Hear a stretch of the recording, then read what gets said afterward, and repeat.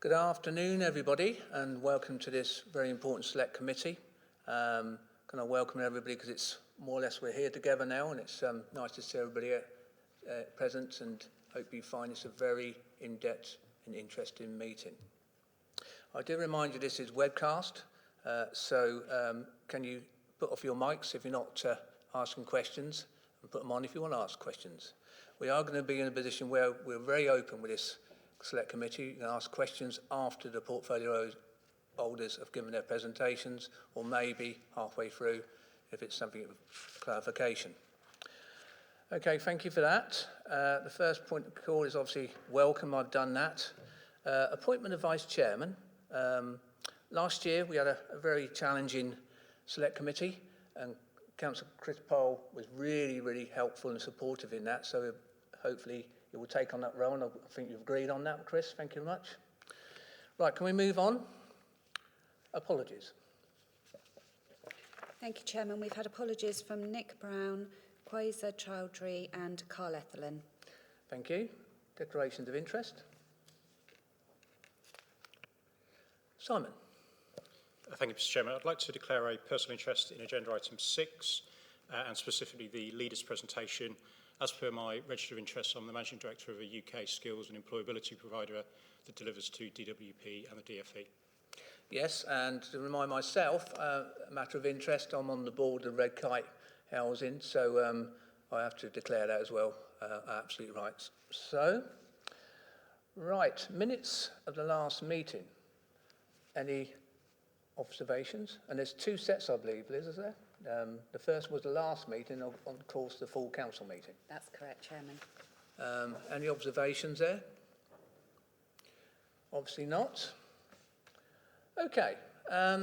Could we just quickly go round from Sue Chappell around to introduce yourself as members, please? Sue? I'm Councillor Sue Chappell, representing Aylesbury South East. Good afternoon, I'm Isabel Darby, representing Chalfont St Peter.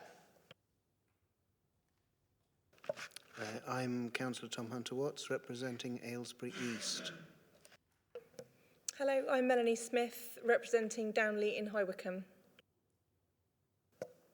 Good afternoon, my name is Michael Bracken. I represent Gerrards Cross Ward.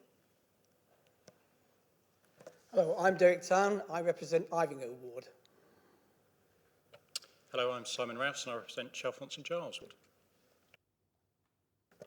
Good afternoon, my name is Nick Naylor. I'm Cabinet Member for Housing, Homelessness and Regulatory Services, and I'm Councillor for Burnham Beeches and Farnham Common.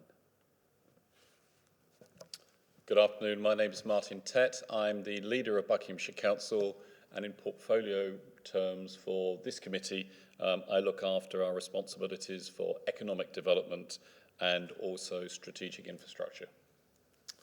I'm Gareth Williams, Cabinet Member for Planning and Regeneration and Deputy Leader. Afternoon, my name's Councillor Chris Pole and I represent Ivinghoe Ward. I did say at the start about questions. Of course, we've got to be polite because this is a priority sort of meeting for the portfolio holders. So give them time to give their presentations, and we're looking forward to it, and the challenges as well. I mean, I must congratulate this council on what they've done over the last year or so in getting through this tragic and awful challenge we've been through. So can I thank the officers and the cabinet members. I believe we've been so fortunate to have the leader here today, and I believe you're going to kick it off, Martin.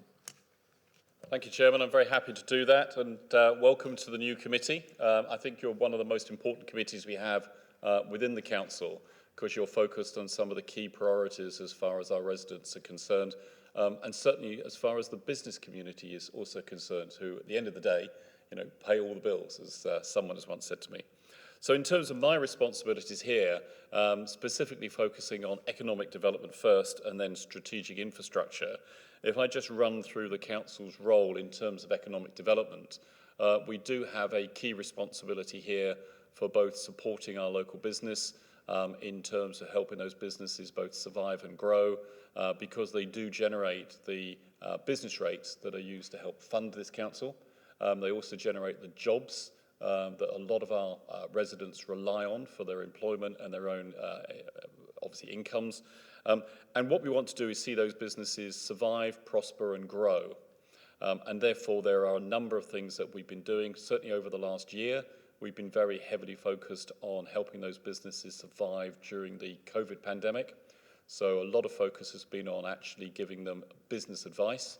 And we work very closely with an organisation called Bucks Business First that represents the vast majority of employment within the county. It's a very large business representative organisation that we also help sponsor. And we've been using them as the front door into business advice. We've also been directly supporting businesses with business grants. So we've been the front door for a lot of government grants. And we've also been the front door for what's called the Additional Restrictions Grant, which is a grant that comes initially from government, but we have the ability to tailor ourselves for local businesses. So we made a local decision that we would try and give as much support to as many businesses as possible. That's because we're predominantly an SME, that's a small and medium enterprise county. So it's not just the big pine woods of this world. The vast majority of our businesses are small businesses. So we have tried to spread the money that government gave us as thinly as possible over as many businesses as possible and to get that support out to them as quickly as possible. So you could be a sole trader and benefit from our grants. You could even not have any business rateable premises and benefit from our grants. And I know that's been very well received by a lot of the SME organisations within this county. So we've helped businesses survive by getting out the vast majority of that money in very quick time. We were actually recognised as being the second most successful council in the entire country in terms of getting those grants out quickly to local businesses. So as we now roll forward into the post, if you like, last year period, the pandemic, of course, is still with us. That's the reality of it. Obviously, the government hopes that we will see the economy opening up. I think the reality is that a lot of businesses will continue to struggle, certainly through the opening months of this period. So we stand ready to help support them. In terms predominantly of business advice. We've also been rolling out a series of welcome back schemes for local shops and local high streets, which have suffered quite significantly. And you'll see there's a new series of boards going up around the county this week, which build on the sort of welcome back theme that we had recently and are now much more into the sort of the summer opening up and are supportive in terms of the local retail high streets and businesses there. We also have put into government a more strategic proposal, which again members will be familiar with. I think I've sent virtually every member probably multiple copies of it, but we put in a recovery and growth proposal to government. It's a very ambitious proposal. It looks at potentially a 20 to 30 year time horizon, as well as the immediate future for recovery, and is proposing a series of strategic investments by government into Buckinghamshire, both into some of our key sectors where we're already established, such as the creative industries, but also the high-performance engineering skills that we have up around Silverstone. And in addition, looking at the Meditech sector, growing on the strength we have from Stoke Mandeville. And lastly, the opportunity we have with the brilliantly located Westcott enterprise zone between Aylesbury and Bicester, very closely located to the M40, where we would like to see an expansion of the existing rocket testing technology, and we believe we can build a key hub in the UK space and rocket industry. So if you like, looking ahead, we've got the potential for, I think, a dialogue with government around strategic investment into the county, and that's one of our key priorities, certainly both at the present and certainly for the year ahead. I work very collaboratively with a range of colleagues on this. We work across county borders. We also work with our local enterprise partnership. We work with BBF on that. And the key area where that all comes together is the Buckinghamshire Council Growth Board, which has representatives not just from those organisations. There are representatives from central government sitting around that table and also from the health sector. So, for example, the CCG and the Bucks Hospital Trust. If I turn now to talk about strategic infrastructure, and then obviously I'll pause, Chairman, for your questions. Strategic infrastructure is the promotion and delivery of some of the key infrastructure on behalf of the residents and businesses of the county. that's required effectively for the growth that's being required of Buckinghamshire going forward. Why is it in my portfolio? Because almost invariably it requires lobbying of and applications to central government for that funding. So one of the examples of that would be the series of ring roads that we are slowly putting together around Aylesbury. I mean, Aylesbury desperately needs, quite frankly, a bypass. We're not going to get funding for a bypass in its own right. So what we're having to do as we see various housing projects come forward is negotiate and help jointly fund some of those links, effectively joining them together to produce a sort of semi-bypass around Aylesbury. And there are a number of those currently in train. And I know Joan Hancock, who's sitting behind me, actually leads the team that's responsible for that. And we've made a lot of progress on building those particular parts. Again, happy to take questions on that. And in addition to that, we have two other areas. We have the Princess Risborough Southern Road links, which again will enable the significant expansion of Princess Risborough to take place. And we also have a similar infrastructure scheme in High Wycombe around Abbey Barn. So that really sets out the strategic infrastructure area. We've already put into central government an additional bid more recently for the major roads network funding, and we're still awaiting a response from government on that. That would enable us to deliver dualled link roads around Aylesbury. I absolutely believe they should be dualled for the future, even if one of those lanes potentially is bicycles and sustainable transport, but I just think we need to put in future-proofing on those roads. We've also put in bids for what's called the Levelling Up Fund to central government, which is a scheme that the government launched as part of its overall national agenda of levelling up. But there is the opportunity not just to level up between regions, but to level up within areas. So we have put in bids based around Aylesbury, Chesham, Buckingham, the Iver area, and we put in a holding bid around the High Wycombe area to central government. And lastly, just to conclude, one of the things that we are continuing to lobby on in terms of strategic infrastructure is the Aylesbury spur on East West Rail, so that we have that link down from Winslow to Aylesbury and from Aylesbury into central London, which we regard as absolutely vital, given the growth that is going to take place around Aylesbury, that will link Aylesbury both nationally into the national rail network, but also into, obviously, the London network, and will enable that growth to take place on a much more sustainable basis than just having yet more cars on the road. And I know there is a motion at tomorrow meeting's council on that, and I shall be joining with my colleague Mark Wynne to support his motion on that. Chairman, I hope that gives you a broad picture. I'm aware many of your members are new. I thought it was worth painting a broad picture. I'm very happy to take questions, obviously. Right, interesting set out of priorities. And members, any questions at all? Or you may be satisfied. Oh, Simon. Thank you, Chairman, and thank you, Councillor Tet. Just three questions, if I may. The first one, in respect of the support for SMEs, which personally I very much welcome, and they're a key engine of economic growth, but often the ecosystem in which they operate needs larger businesses and larger employers for them to be able to grow. And I was just interested if you could share with us what's the approach that the Council's taken to try and attract larger businesses and larger employers into Buckinghamshire to support that SME growth, particularly with the impact of Heathrow, which would have been one of the key drivers of SME growth in previous years. The second question was just on access to strategic infrastructure. Two things that struck me. One was there's a lot in the strategic infrastructure that you're talking about, and clearly what we have in Buckinghamshire is infrastructure that we want as well as infrastructure that we don't want. And I was just interested in how you assess the capacity of Buckinghamshire to take on board all of that infrastructure in terms of labour market supply, but also how you make sure that it doesn't impact negatively in a cumulative sense on the quality of life for residents that is actually adding to what we're trying to achieve in Buckinghamshire. And that then feeds the final question, which is, you've talked about the Levelling Up Fund. I just wondered if you've got any early sense as to how Buckinghamshire could seek to benefit from the Shared Prosperity Fund and how we might target and use that in Buckinghamshire. Thank you. Three very, very insightful questions, as always. If I just take them maybe in reverse order.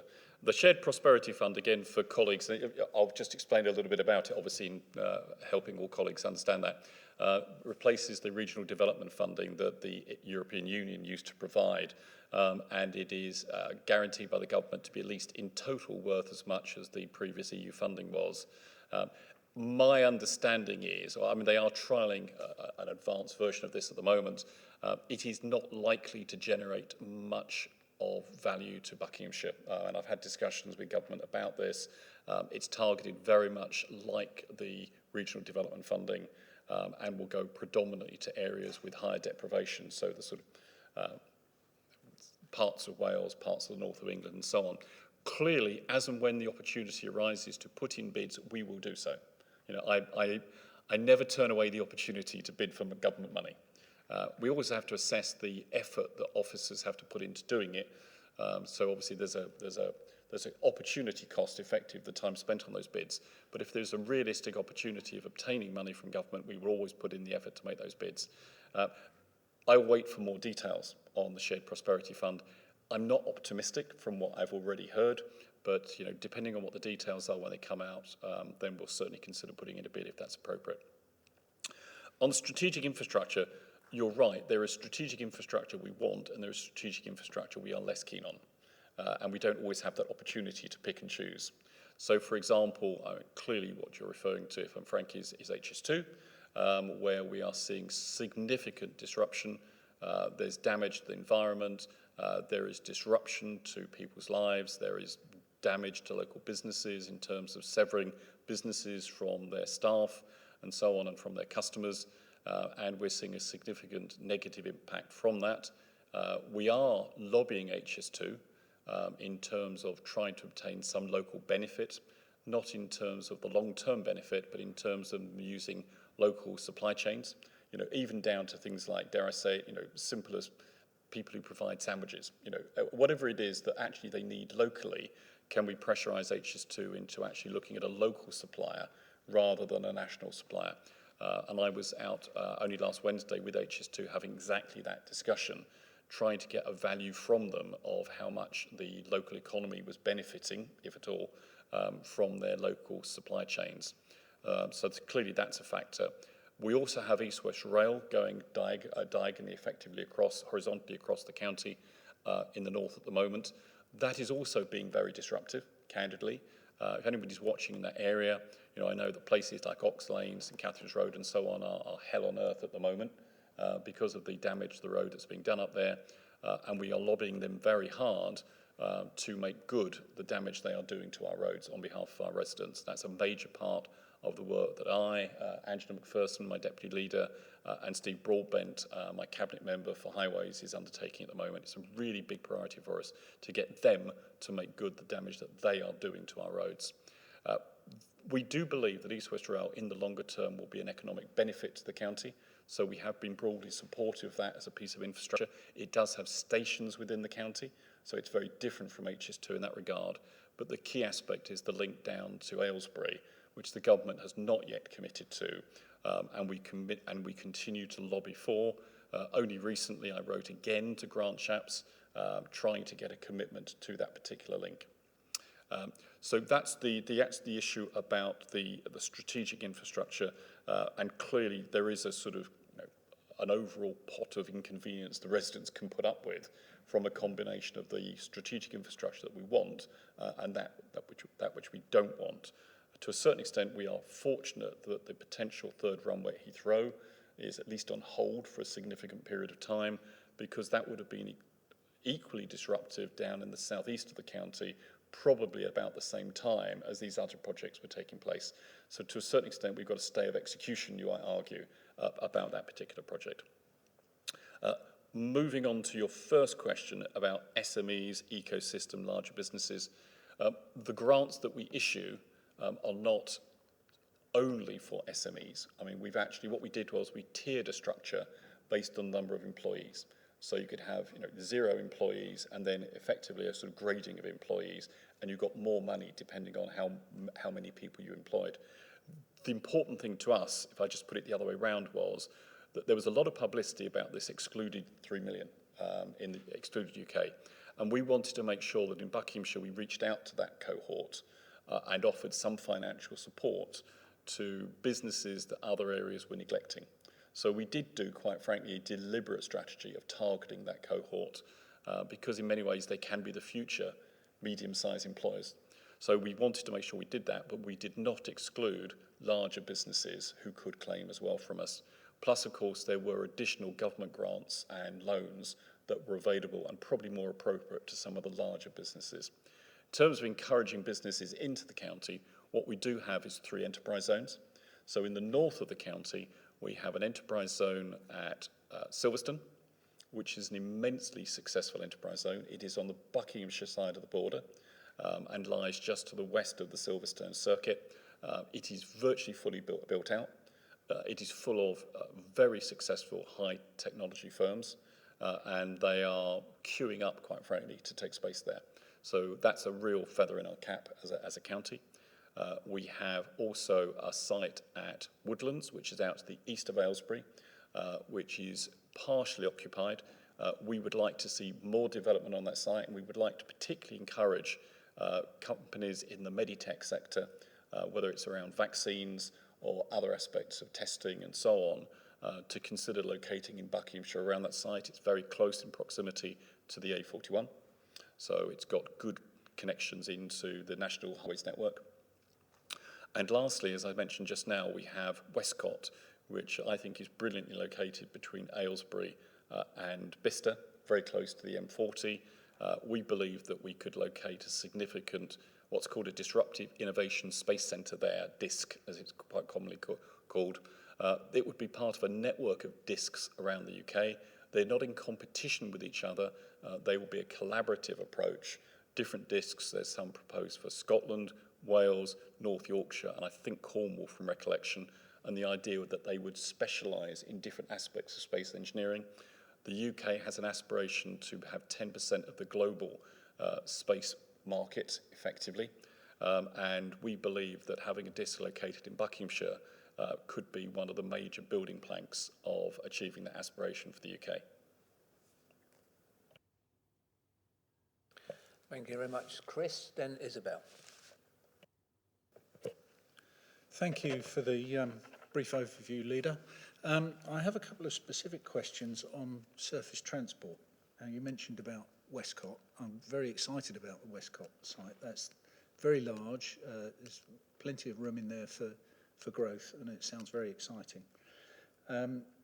Surface transport there from Aylesbury or Bicester is not so bad, but elsewhere, I'll dovetail into another part in a mo. Silverstone was in focus this weekend with the Grand Prix, hugely successful event, 140,000 there on the Sunday. I'm sure all of us in the county have seen the helicopters flying overhead, taking people to and from, and I think that highlights the surface transport issues there, particularly tying into, now I'm not going to speak about Heathrow and how that affects the south of the county because that's not an area that I know, between the two.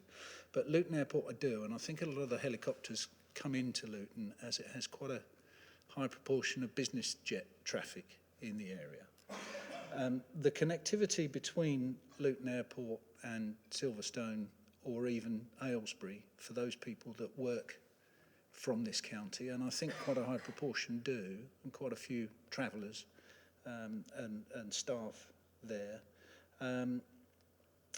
What do you think can be done on the surface transport solutions there, bearing in mind it's a long-term thing, but the current planning permissions are 19 million passengers per year, but they've got an application going in for 33 million, so a doubling of passenger numbers through Luton Airport.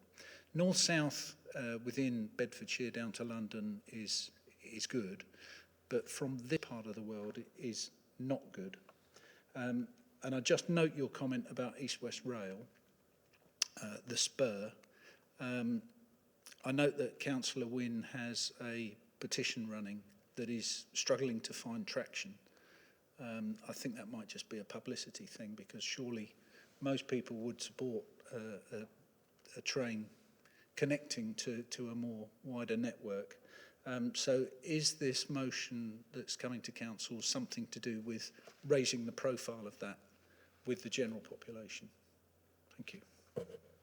Thank you very much. I might have to just come back to you on, to make sure I fully answer your question.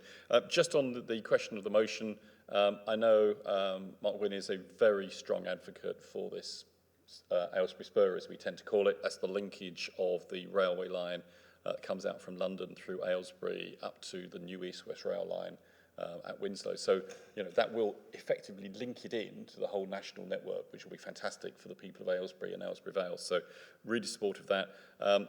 I know he's always been a strong advocate of this. I think the idea of putting it to the council is to reaffirm the position there, and again to continue the momentum of the lobbying that he's been doing on that.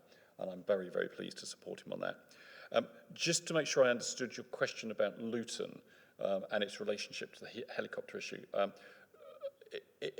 What is it, in terms of Luton, are you asking what Luton are going to do about the number of people using Luton Airport if they expand their capacity from 19 to 33 million? Is that the issue? It was specifically on the surface transport issue, and I rather fear that Luton don't really consider the surface connectivity to Aylesbury and beyond as, they just don't consider it. Yeah, beyond their border. And in fairness, I mean, obviously Luton is in Bedfordshire, not Buckinghamshire, so I can't speak on behalf of that, either that council or its airport. I have seen presentations in the past from them, and one of their key proposals as part of their expansion was to have a new rail link there. They were going to have effectively a connection so that they foresaw the majority of the extra number of passengers arriving predominantly by rail, and then connecting from the new railhead up to the airport by a transit system, so that actually people wouldn't have to effectively, you know, you can't walk, well, you could walk, but it'd be quite challenging from the railhead up to the airport itself. So they did have plans to do that. I'll be frank with you, I don't know where that's now got to, because we've obviously been focused on the pandemic. I think that's overtaken what's been happening at Luton Airport. I do know that Luton Airport is struggling financially. That's not betraying confidence, it's in the public domain. The council's had to bail them out quite significantly, which has impacted on the council's finances. So I'm going to take it as a sort of personal action point just to understand where that airport proposal has got to, and also whether they're pressing ahead with that rail link. Because I think you're right, what we want to see is more people arriving by sustainable transport, such as rail, and not clogging up the roads in Buckinghamshire and making life hell for our residents. I completely get that. Just on the helicopter issue, just to make sure I understood that one, there are always a lot of helicopters around special events, I have to say, and it's not just unique up here. On my own area, it's full of helicopters over the things like Silverstone weekend. I saw on one of the local neighbourhood websites, you know, people were saying, why are there so many helicopters over my road this week? And invariably, it's people, you know, flying up to events like Silverstone. I don't think you're going to be able to stop that realistically. Yes, to clarify, yeah. Yeah, I'm not moaning about the number of helicopters. I think it highlights the issue that Luton in particular is a business jet hub, and that surface transport between Luton and Silverstone, and indeed Westcott, is just not very good. It's rubbish, if I'm honest with you. Unfortunately, most of that transport, the key links, I can't remember it's the A34 or the 43, I think it's 34, is not good. I believe back in the Labour government, it was Tony Blair, I think, who got built effectively the improved A34. But even then, it's quite frankly, it doesn't have the capacity to handle the volume of traffic that leaves in a peak period out of a location like Silverstone. Just completely clogs up. I don't know what you do about it, quite frankly. It's a Northamptonshire road scheme, but it impacts obviously not just on Northamptonshire, but that traffic funnels down to somewhere like the M1, the M40 and so on. And the sheer volume of people, 140,000 people, as you said, moving out of that site pretty well in an hour window, just leads to massive congestion. Thank you very much. Isabel. Thank you, Chairman. Thanks very much, Martin. Very interesting presentation. Can I turn to broadband internet coverage, please? It's a bit like the curate's egg. It's good in parts in Buckinghamshire. Technology is improving all the time, and so people who had what was considered to be good broadband a while ago is now perhaps acceptable, but not the best. And I think it's obviously become far more important over the last 16 months with so many people working from different locations. And I'm sure you'll agree that that's something that's likely to continue in the future. We're never going to go back to what we were pre-pandemic. So, I mean, we know from trying to speak to our own colleagues on meetings, sometimes remotely, that the connection fails at the precise moment when you want to hear exactly what they've got to say. So I'm really pleased to see that it's one of your priorities, and absolutely agree with that. We know that we get a good coverage, and then we have those hard to reach places. And I just wonder if you would share your comments with everybody about how you plan to get good connectivity or better connectivity everywhere. Well, the answer is I can't. So let me be blunt about that right up front. Is it a priority? Absolutely. So just, again, for the benefit, I know members in this room will know this, but just for the benefit of public watching, in my book, internet access is now just like gas, electricity. You've got to have it in a house, and you need it of a quality that, quite frankly, will support the uses that are around today and will be increasingly the usage of the next 20 years, quite frankly. So what we have been prioritising historically is what was called superfast, probably an immense misnomer. It's a bit like saying the abacus was, a great calculating machine. When people named it superfast, it seemed extraordinary. For those of us who remember sort of 64K dial-up modems, it would have been unbelievable. But actually, these days, it's far, far too poor for the usage that it's getting. The number of users within most households now, Netflix will crash most of those things quite comfortably. If you've got a couple of people, teenagers upstairs watching it as well, you're going to die on broadband. So the reality is superfasts, which we do have a 96% coverage of now within the county by premises, not by geography, but by premises, is pretty ubiquitous, but quite frankly is just not up to the job that it's being used for. I am very focused on the upgrade to what is known as ultra-fast and gigabit, and that is a very low percentage currently within the county. We have one of the lowest percentages across the country. That is a great concern to me. So I am looking at what we can do to encourage government to accelerate the rollout in this area. Realistically, there are only two sources of coverage at those sort of speeds. They're both, one of them is private, one of them will be through local private commercial companies. So you might have a Virgin Media or whatever in your area that keeps upgrading their network and gets to higher and higher speeds and so on. They will have a fibre to the house and therefore be able to upgrade their speeds. You'll probably pay more for it, but you'll get a better quality of connection. The other option is that you will have a government-sponsored scheme so that there is a subsidy behind that, and that will be for quasi-non-commercial areas. And the government has something called Project Gigabit, which it's targeted. That will be fibre to the premises and is heavily subsidised by the government. It's run by a part of the government called BD UK, Broadband Delivery UK. In fact, only last week I was meeting with Matt Warman, who's the digital minister in government. I put a case to him for prioritising Buckinghamshire, as you would expect me to do. He heard what we said. I'm not going to say he agreed. Obviously, politically, his current political priorities lean towards the North and the Midlands. The government sees digital connectivity as part of their levelling up agenda. What I put to him very strongly was that whilst I understood that, he had to recognise that areas like Buckinghamshire weren't competing necessarily with the north of England or even Manchester we're competing globally. We're competing with the rest of Europe, Germany, Singapore, Shanghai, and so on. And we need that connectivity to really punch above our weight and to represent global Britain. And therefore, we believe that you actually need to look at those priorities, not just in terms of domestic levelling up, but in terms of literally levelling up globally with our competitors, because our businesses need that connectivity to be successful. And in a lot of the industries that we play in, you don't get anything for coming second. Unless you are the best of breed, then quite frankly, that's not important. So I've absolutely lobbied on that. I can't promise you that he's going to respond on that, but only last week I was making that case. Thank you. Any other questions? I've got one actually, Leader. You just bounced on the great thing of ambition for this council. What are the key challenges to achieve your ambitions in economic development? I think there are a number.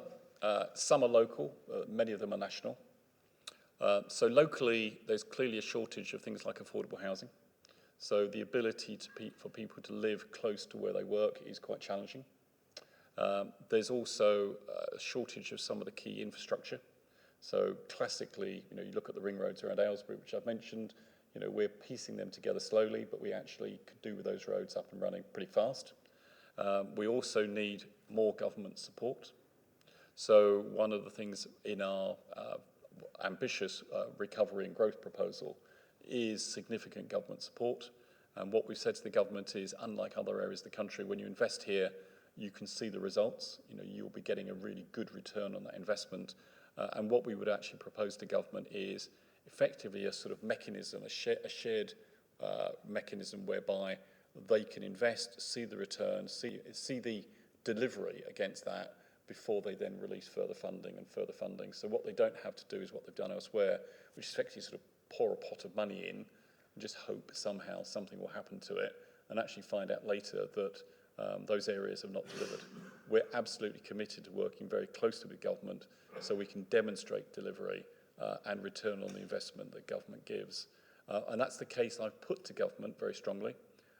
Speaking with the Treasury Minister again quite recently, that an investment here is a bit like people who do some investments. You look for a balanced portfolio. So you may have some things which are higher risk, higher return, and there are some things which are lower risk, lower return. What you need in governmental terms is, you'll be investing in areas around the country that actually may not give you much return. But if you invest in Buckinghamshire, you are probably guaranteed a much better return, and that can help fund the money into the Treasury and the Exchequer that it then can be used to roll out the levelling up agenda around the rest of the country. So I'm trying to give them the rationale for why investment in Buckinghamshire is a good thing to do. I'll be frank again with this committee, as I have been in the past, it's a hard ask. When you're arguing with ministers who are saying, but look at the north of England, look at Hartlepool and so on, why would I invest in Buckinghamshire? And you have to explain to people that Buckinghamshire is not big houses and long gravel drives. A lot of Buckinghamshire has really high deprivation. We have parts of Wickham, we have parts of Aylesbury, we have parts of Chesham, which is our third largest town, which actually suffers significant deprivation and reduced life opportunities. So it's actually levelling up within areas as well as between areas. Okay, so going on from that question, I've just got one more observation, if I can, Leader. We obviously got new members on this select committee who are very keen, and we're going to have a pre-meeting in the next meeting, and we've got a work programme. So you just said about ambition. We've all got ambition for this great Buckinghamshire we live in. What sort of issues would you like us to focus on if it would help this council? Gosh. I'm actually going to take that one away, if you don't mind, because I think there's some really useful pieces of work that you could help us on. I mean, and we've had this discussion, I'm a massive supporter of the select committee system. We've modelled it very much on the sort of House of Commons system. I think what you have got the ability to do, which quite frankly many cabinet members just don't have the time to do, is to call the expert witnesses. You can dig into issues, really find out from experts what the best practice is on various topics. and you can really helpfully craft recommendations on what the council should be doing. So I think how we utilise that immense capability that you've got to do that and that talent you've got to do that, I think is something we need to really harness. So if I can take that away, we'll get back to you. So, it's your last chance to question the leader. Any other questions? Anyway, thank you for that. It's very, very informative and helpful. Thanks for that. Right, we'll move on to the next cabinet member, and it's a very easy job to do. So it's cabinet member for planning and regeneration, which is focused key to this council. So it's Gareth. Great, thank you very much. A neat segue from affordable housing over to me. I've put a few things on the slide just in terms of an overview of what is in the portfolio for members to just know what the breadth, because it is a new portfolio in a sense. It's planning and regeneration as well. So the main building blocks of, and I have two deputies as well, one for enforcement, Gary Hall, and Jocelyn Towns on, ironically, town centre regeneration. Such are the importance of both of those. Martin felt it was we needed to have a dedicated focus on that within the sort of cabinet structure. So in terms of the portfolio, as you can see on the slides, planning policy, front and centre of what we are trying to do, and the top priority really within the service over the next few years really is likely to be the development of the Buckinghamshire local plan. That's, as you probably know, as an authority, within 5 years you need to have a local plan ready for adoption. So that's the target we're working back, but it's not something we're going to be plonking on residents and councillors at the last minute. The workload that goes into formulating that is obviously, very much starting now. And in fact, we have already done some public work on that. We've had one brownfield call for sites already, and we've got another one due this year. And I would like to, having spent a few weeks now in position in this role, I would like to just flag at the outset how important these brownfield call for sites are. It's not a sort of mundane exercise. We've had various elections and by-elections and things going on recently, and planning does feature very highly in your inboxes as well. I know, whether it's issues on enforcement and the like too, but clearly we all are united in our desire to retain as much green belt as we possibly can.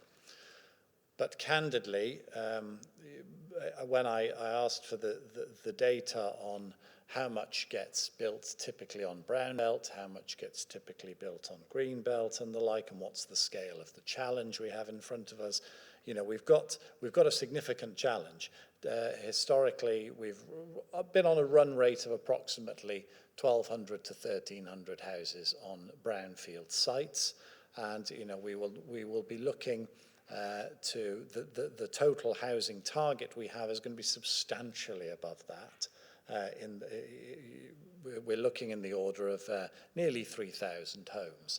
So per annum this is. So the gap, as you can see, if it's not developed on brownfield, it's developed essentially on green belt. So, this is the scale of the challenge that we face now. And why I want to flag it really here is that I need help. It's no good coming at the 11th hour and saying this lovely bit of green belt shouldn't be developed on. And I was in touch with one group, and I said to them, have you submitted anything into the brownfield sites call? And no, they hadn't. And this is something that we've got to get out there as a real priority for everyone in our community. If we want to preserve our green belt, we've got to start identifying these brownfield sites to help the team, frankly, come up with a good list, and we can all preserve our green belt together. So we also obviously work on, within the planning policy team, on what's known as supplementary planning documents, which gives more detailed guidance on things that are set out in the local plan. Some of the big ones we're working on at the moment you can see listed there. So Aylesbury South, Hollands Farm, Biodiversity Net Gain. And then, of course, parish and town councils preparing neighbourhood plans. There's a great incentive to work closely with the people on the ground who know their local areas and really want to shape their local areas over the next, for the next generations, really. And also if town and parish councils get an uplift in the SIL amount if they have one of these in place, these neighbourhood plans in place. So it is well worth town and parish councils engaging in this process because you get more money from developers to spend locally too. So that's just another thing to flag. I'm acutely aware that as my inbox tells me, that planning enforcement is an issue across the county. I will say that we are one of the best, and I know that may come as a surprise to some people in terms of planning enforcement notices. I put that down there. We did 63 formal notices in total and 47 planning enforcement notices, which puts us 5th highest of all local authorities outside of London last year. We are beefing up the team. We have about something in the order of 1,500 outstanding cases. Obviously, people think that, well, you've only done enforcement notices on 50 of those, so you've got a massive backlog. But the nature of planning enforcement is often to manage within the planning system. So it's not a criminal offence necessarily to be developing without permission, but you then need to obviously make sure you have got those permissions in place. So if somebody's done something that they shouldn't have done, we will take them through the enforcement procedure. If it's something that can be managed into the planning process, we do that. But it comes through the planning enforcement team. We've just recruited a team leader for the north of the county as well. So I'm hopeful of further progress there. In terms of the development management, the DM team, we have 12 new starters there. And this is an area that I have to flag we really could have done with. As a new unitary council, we've got 4 existing legacy council systems and teams and ways of doing things. We could have done with a nice quiet year to reconcile everything, get everything put together.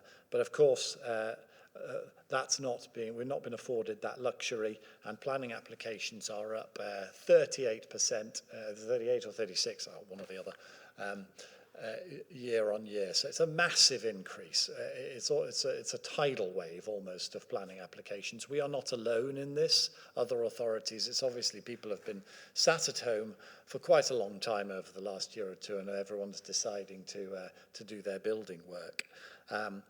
So the team, needless to say, are absolutely inundated. This is leading to delays in the system, to frustrations, and I totally get that. And we will be putting out comms on our website and communicating with people the sorts of lead times they are likely to be facing. But that is sort of a fact of life at the moment. You can't really flex a system when you have that amount of increase in applications. We have, on a trailing 12-month basis, 13,000 planning applications. Our current monthly run rate is 1,300. So it's not getting any better.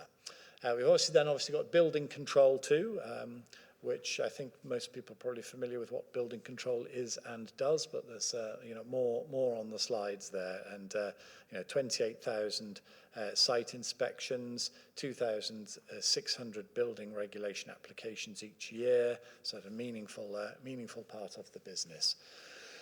Town centre regeneration is obviously something that we are very keen on, particularly trying to rebuild post-COVID and post the pandemic. I think the team have done a great job in really trying to help energise, you know, the welcome back posters you've probably seen. I did note in one meeting we have 800 metres of strategic bunting reserve, which was a line item that did make me rather chuckle. But we have been deploying it up and down the county, needless to say, to try and encourage people to come back to the shops and to support local businesses in line with what Martin was already talking about. There are a few, you know, projects that have already been growing for some time now. You know, the Aylesbury Garden Town master plan. We've also got the master plan in Wickham too, the Future High Streets Fund in Wickham.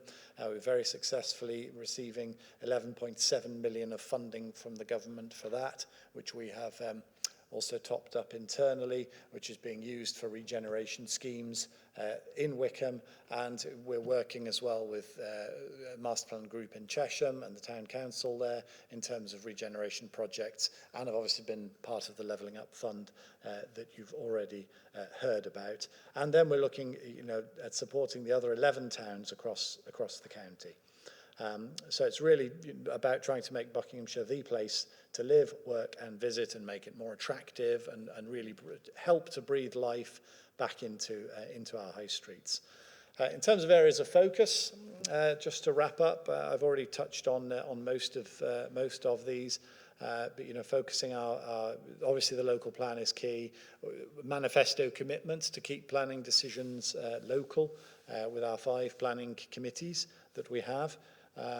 We're, in terms of planning enforcement, as I've already alluded to, you know, we are one of the better authorities, but we are still putting more resources into that. I will probably leave it there, Mr. Chairman, and happily take any questions. Okay, Simon first. Thank you, Mr. Chairman. Thank you, Councillor Williams. Really interesting, and I don't envy the challenge that you have, I have to say. 2 questions for me, if I may. One is, really pleased to see the focus on regeneration of town centres, which clearly is important and welcome. I don't have a town centre in my ward, and I think that's probably true of a lot of councillors. And one of the things that I am concerned about is that the focus on town centres will either inadvertently or deliberately lead to a weakening of our village centres, which I would argue is actually one of the strongest USPs of Buckinghamshire in terms of making it an attractive place to live. There is a mention about village centre regeneration in your slide deck, but it'd be helpful just to understand more about how will we also enable them to regenerate, and in particular make sure that the investment in town centres doesn't draw economic activity and traffic away from some of those village centres. And then secondly, there's a huge amount of focus on what needs to be done to fix the planning system and capabilities, all of which are welcome. One of the things that strikes me about planning is it's probably the part of the council's activities that's richest in terms of stakeholder involvement and participants that creates quite a lot of heat, but not a lot of light. And dare I say, there are examples as well of lots of disinformation feeding into residents' understanding about what's going on, particularly around Greenbelt and everywhere else.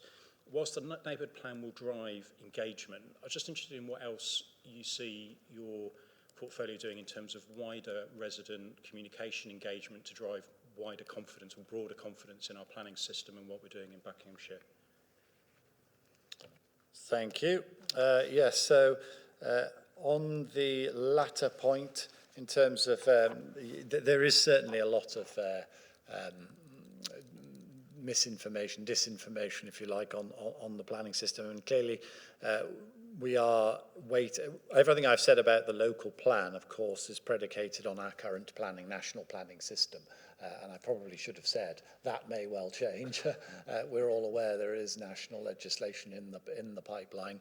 The very vigorous message we have been passing back up the food chain is that, you know, we need more local control and local determination of our planning system, and to try and keep as much of that as we possibly can. I think that is a key message that we are hearing from various places, that local people want to keep control of their local environment, and whether that's things through from permitted development rights through to local planning, through to keeping those committees, which has been a manifesto commitment that we've done, I think demonstrates that we certainly as a county want to keep things local.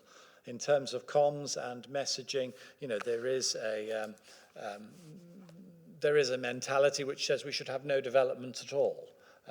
Frankly, I've bought my house and I don't want anyone else. There was a great Matt cartoon recently which sort of said, the parent with his child saying, "One day, son, I shall object to you building a house in my view," which I thought was an amusing way of sort of summing up some of the attitudes that do exist.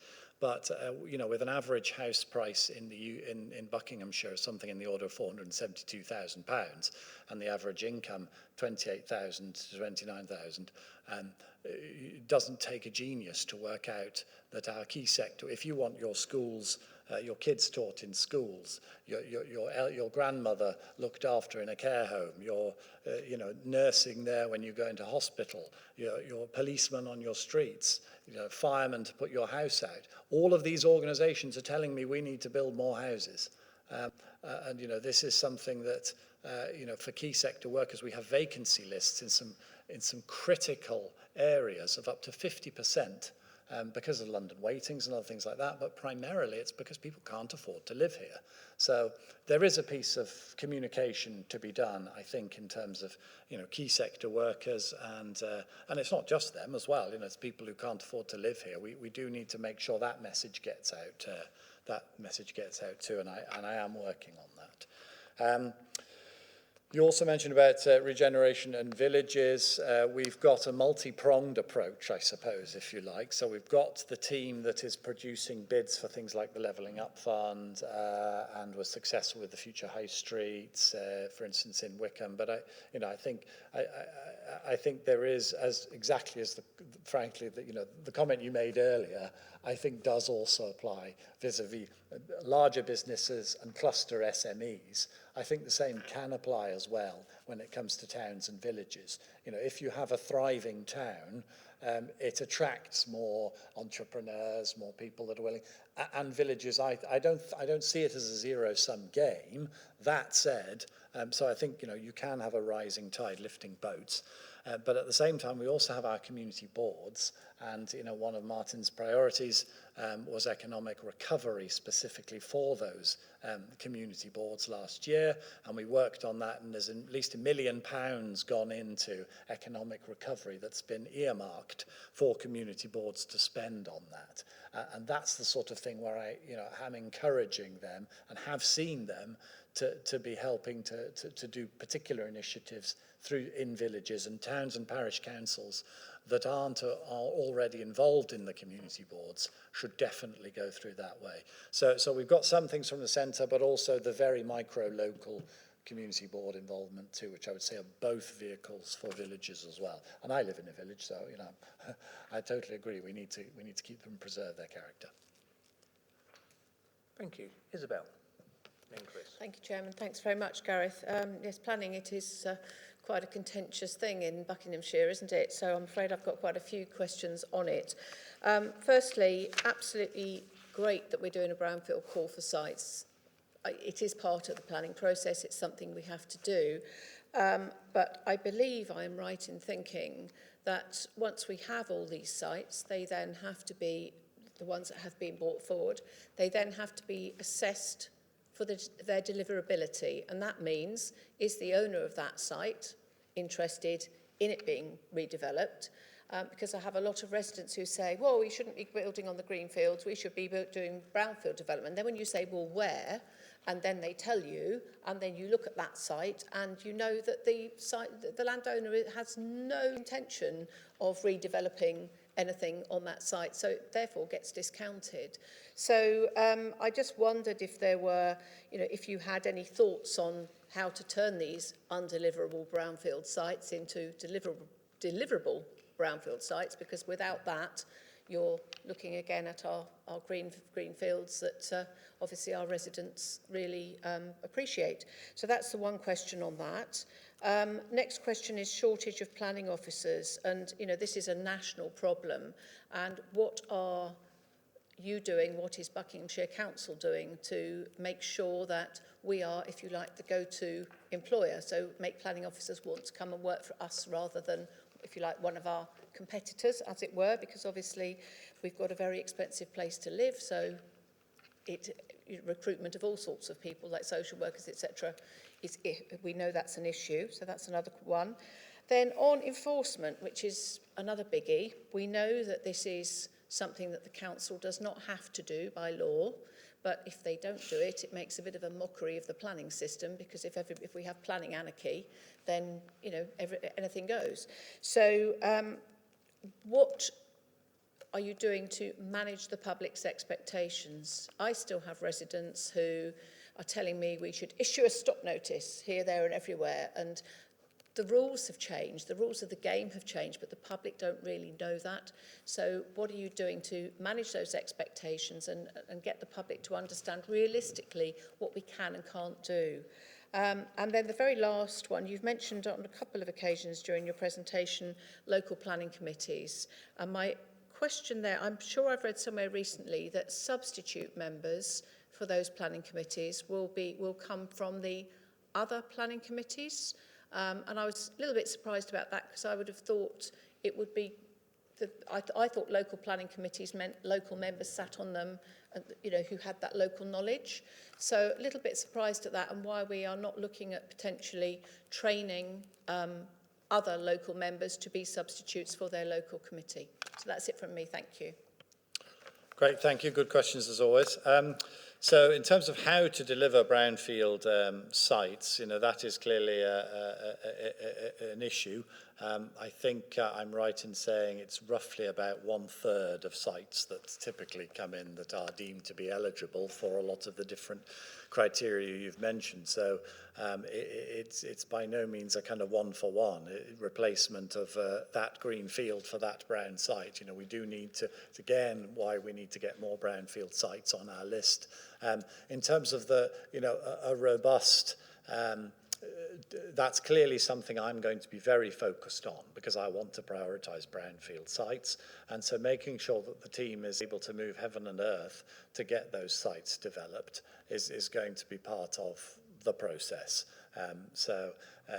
There are some good examples of that I'm looking at the moment. For instance, the town I'm from, Chesham, that there is a group that's already working with businesses on the ground, and finding them other places to move to free up prime residential territory, settings. And they've set up a CIC, a local not-for-profit company, basically, and are doing that. Now, this is work that a group of philanthropically minded individuals are doing who have a land and a planning ethos.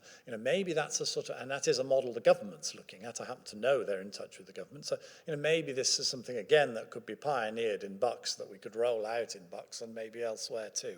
So because there's only a finite resource, as we've said, in terms of within our team, but we also have got plenty of members within our team. Let's take another case in Wickham, where we've done a lot of projects where has freed up different parcels of land. So we also own a lot of land ourselves, mercifully, from the various legacy districts and from the county, so we can try and be creative with some of our land, and whether it's on swaps and things like that. So all of these factors will come into play to try and maximise that brownfield number.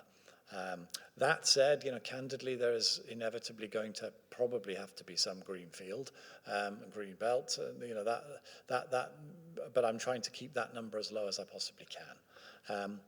In terms of planning officers, very good point. It is a hen's teeth profession, and we are very fortunate to have excellent planning officer team.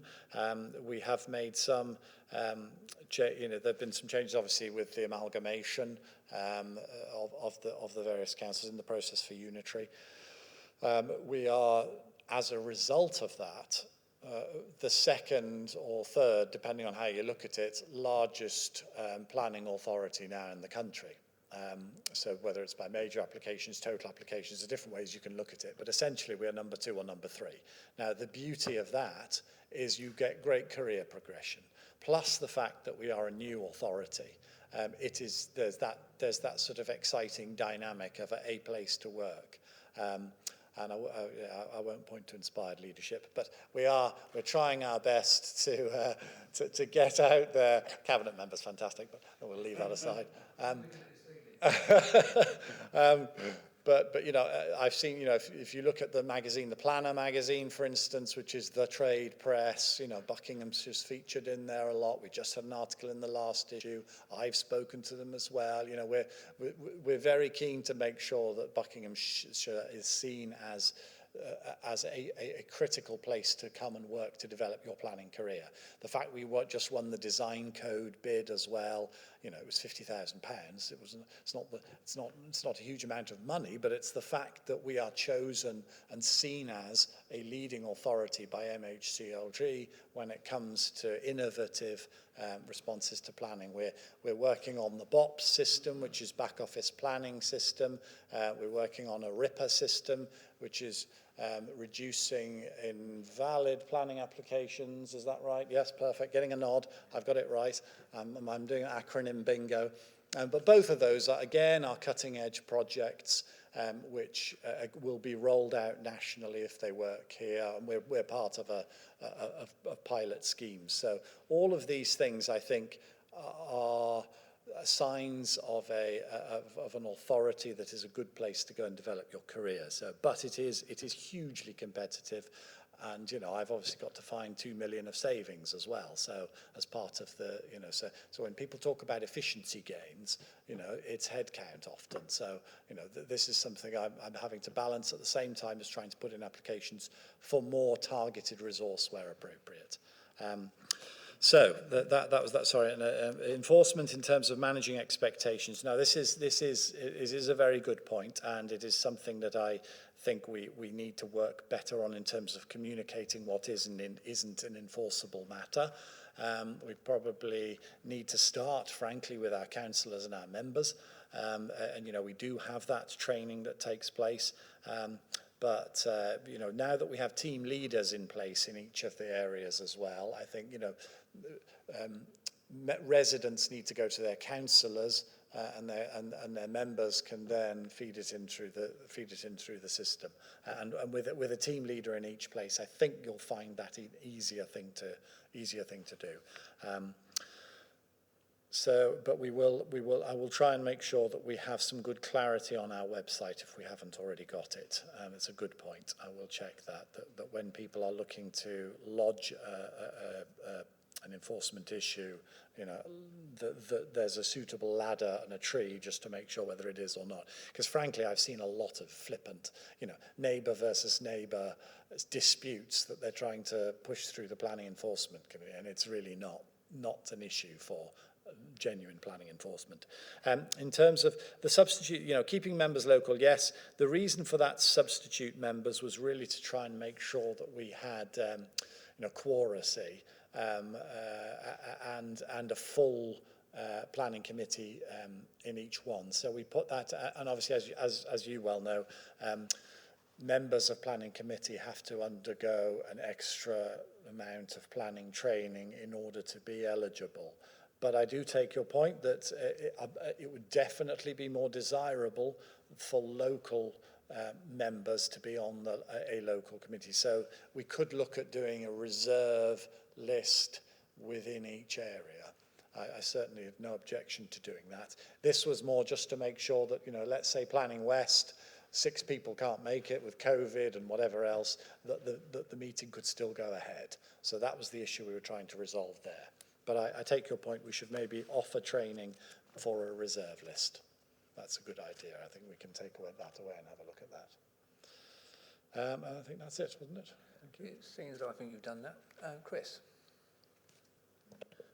Thank you, Gareth. And on that last point, as a former group whip, I can assure you how difficult it is trying to get substitute members when when there's absentees. First of all, it's nice to finally meet you. You've presented to this committee in another role over the last 12 months, and I don't doubt your absolute commitment to your role, and now you're in this new role. Again, I don't doubt how hard you've worked, and I think that's just come across in the presentation that you've given, so thank you for that. However, now I've massaged your ego, I would like to go in hard, I hope fair, I hope you'll put me right where I maybe get things wrong.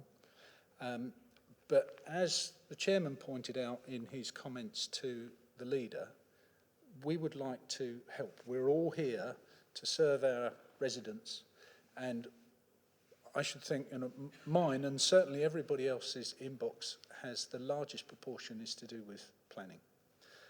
Log jams in the system and other things. Now you mentioned The Planner magazine. I have the table to which you refer in front of me that says Buckinghamshire by measure of biggest and busiest local planning authority is number 3. What I note from this is that last year we had 259 staff, according to this table. Obviously, there's going to be some fluctuations, but that has reduced by 33, according to their figures for this year. Yet, we are still, Cornwall are number 1. They have nearly 14,000 applications received last year. We had not quite 11,500, but we have 100 more. We had, now we have 60 more staff than they do. So my question is, does the legacy issue of having 4 different district councils that were doing much of the planning, and I appreciate Bucks County were doing planning issues, planning applications as well, does that legacy issue explain a perceived inefficiency of the staff? And I'd just like an explanation on that. I make no accusation, Is that a fair assumption from this table? Secondly, why don't planners communicate with members? We are here to help them. If only they could communicate with us, we could probably stop a number of emails going into the planning department, which then need to be answered.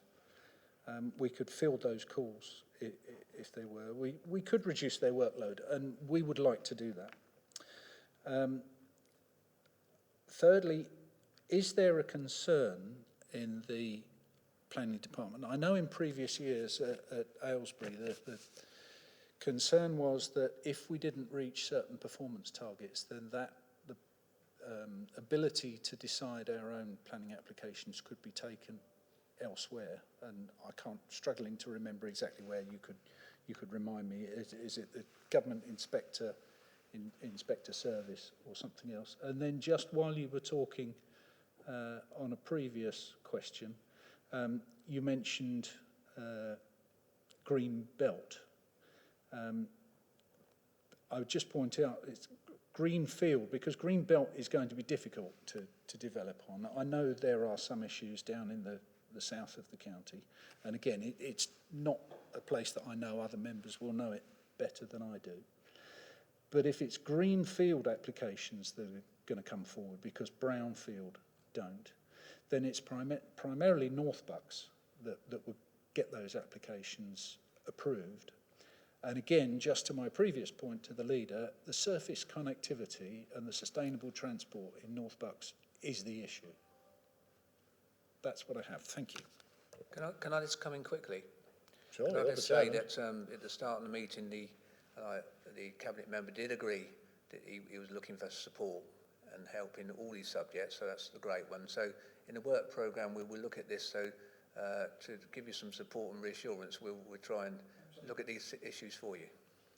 Thank you. Thank you both, and both perfectly legitimate questions. And I actually read that same article and asked the same questions of the planning team. So you're already, with great. I'd like to say it must be great minds thinking alike if you're involved.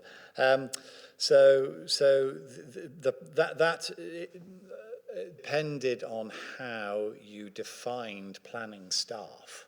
So if you read further on in the article, actually, you've only got, okay, well, by all means read the full article because that's one thing I said, I think it was Cornwall has in two places. In one, they looked super efficient.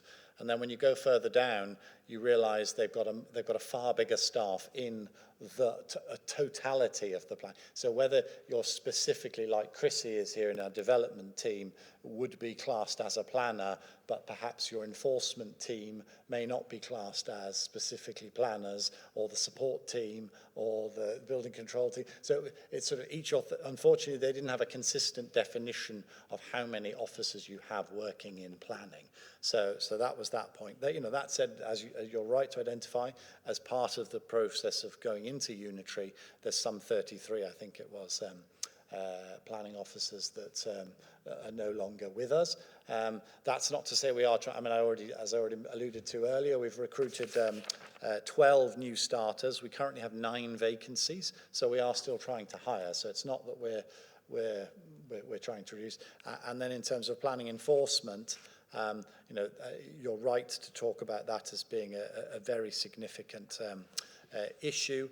We do have caseloads at the moment. We have 17 planning enforcement officers.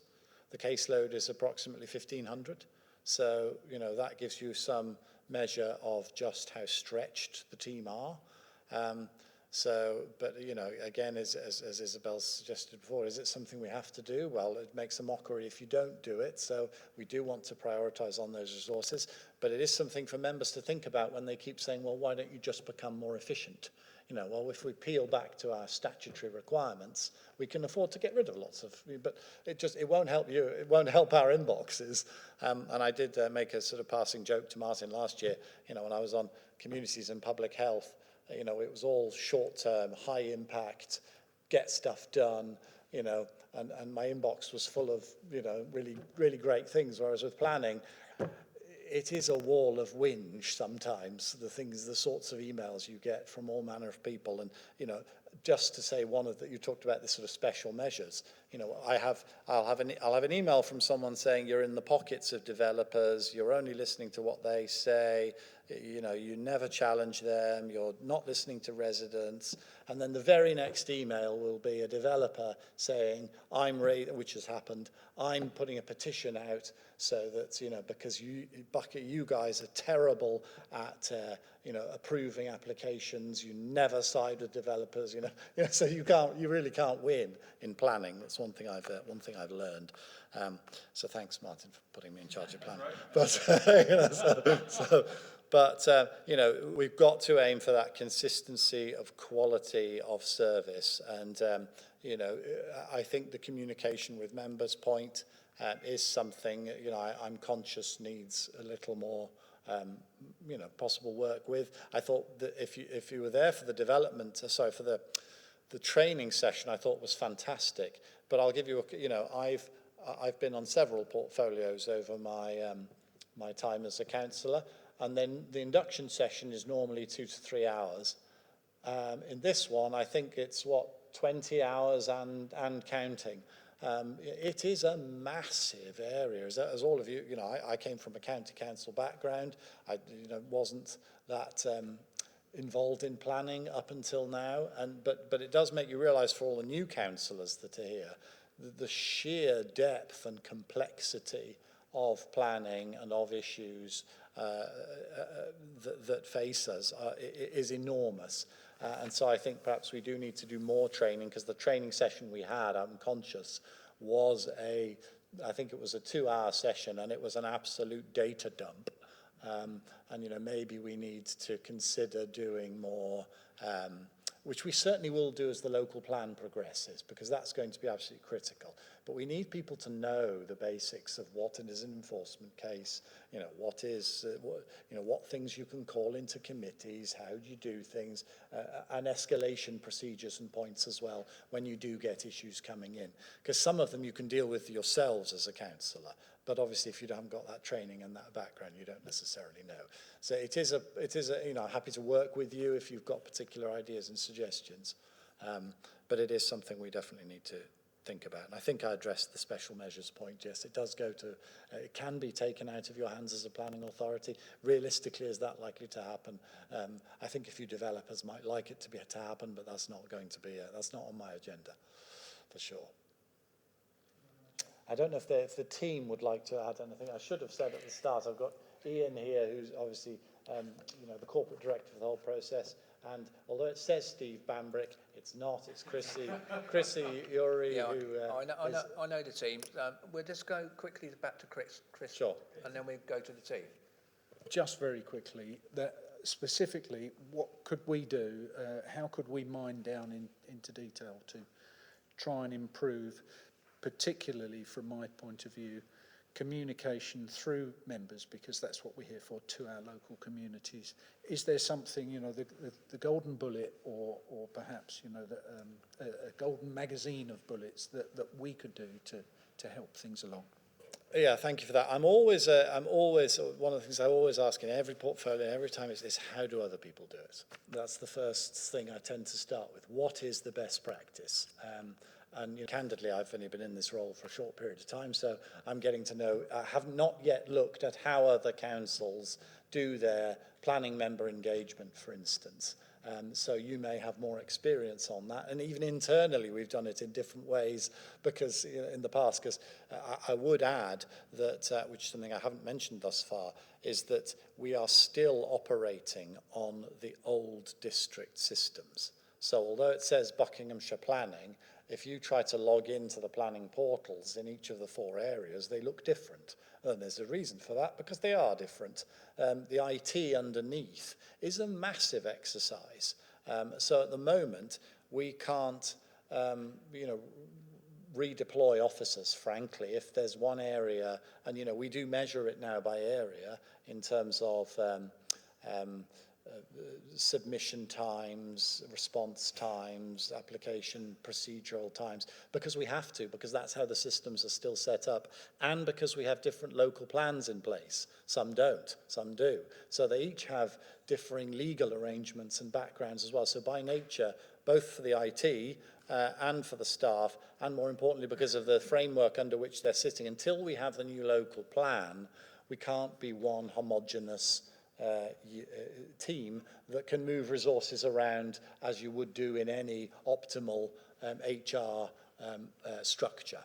So, partly the member communication may have to be localised as well, I suspect. But I think, the two things, when you said earlier, how can you help? I would like to come back, as Martin was saying, with the list. But one of the key things for me is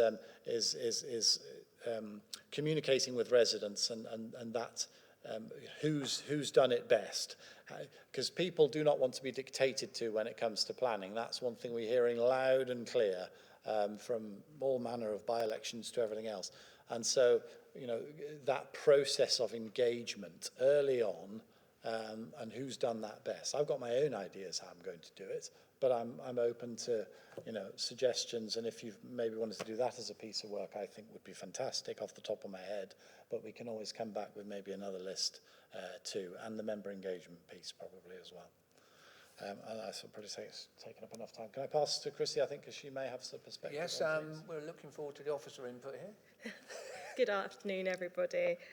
So just to reiterate, I'm not Steve Bambrick. I am Christine Urry, Head of Planning and Development at the Council. I just wanted to clarify and just reiterate the point about the planning magazine. That included staff within the planning and environment service, not just development management. So that also included, for example, highways development management officers, building control officers, and our technical services team. So when you look at that as a figure, it does stand out because we had, at the point we were asked to provide the data, there was no clear direction or clarification of what was being sort of included in the number. So we looked at it at a service level. In terms of special measures, that is often a risk for all local authorities. We monitor our performance.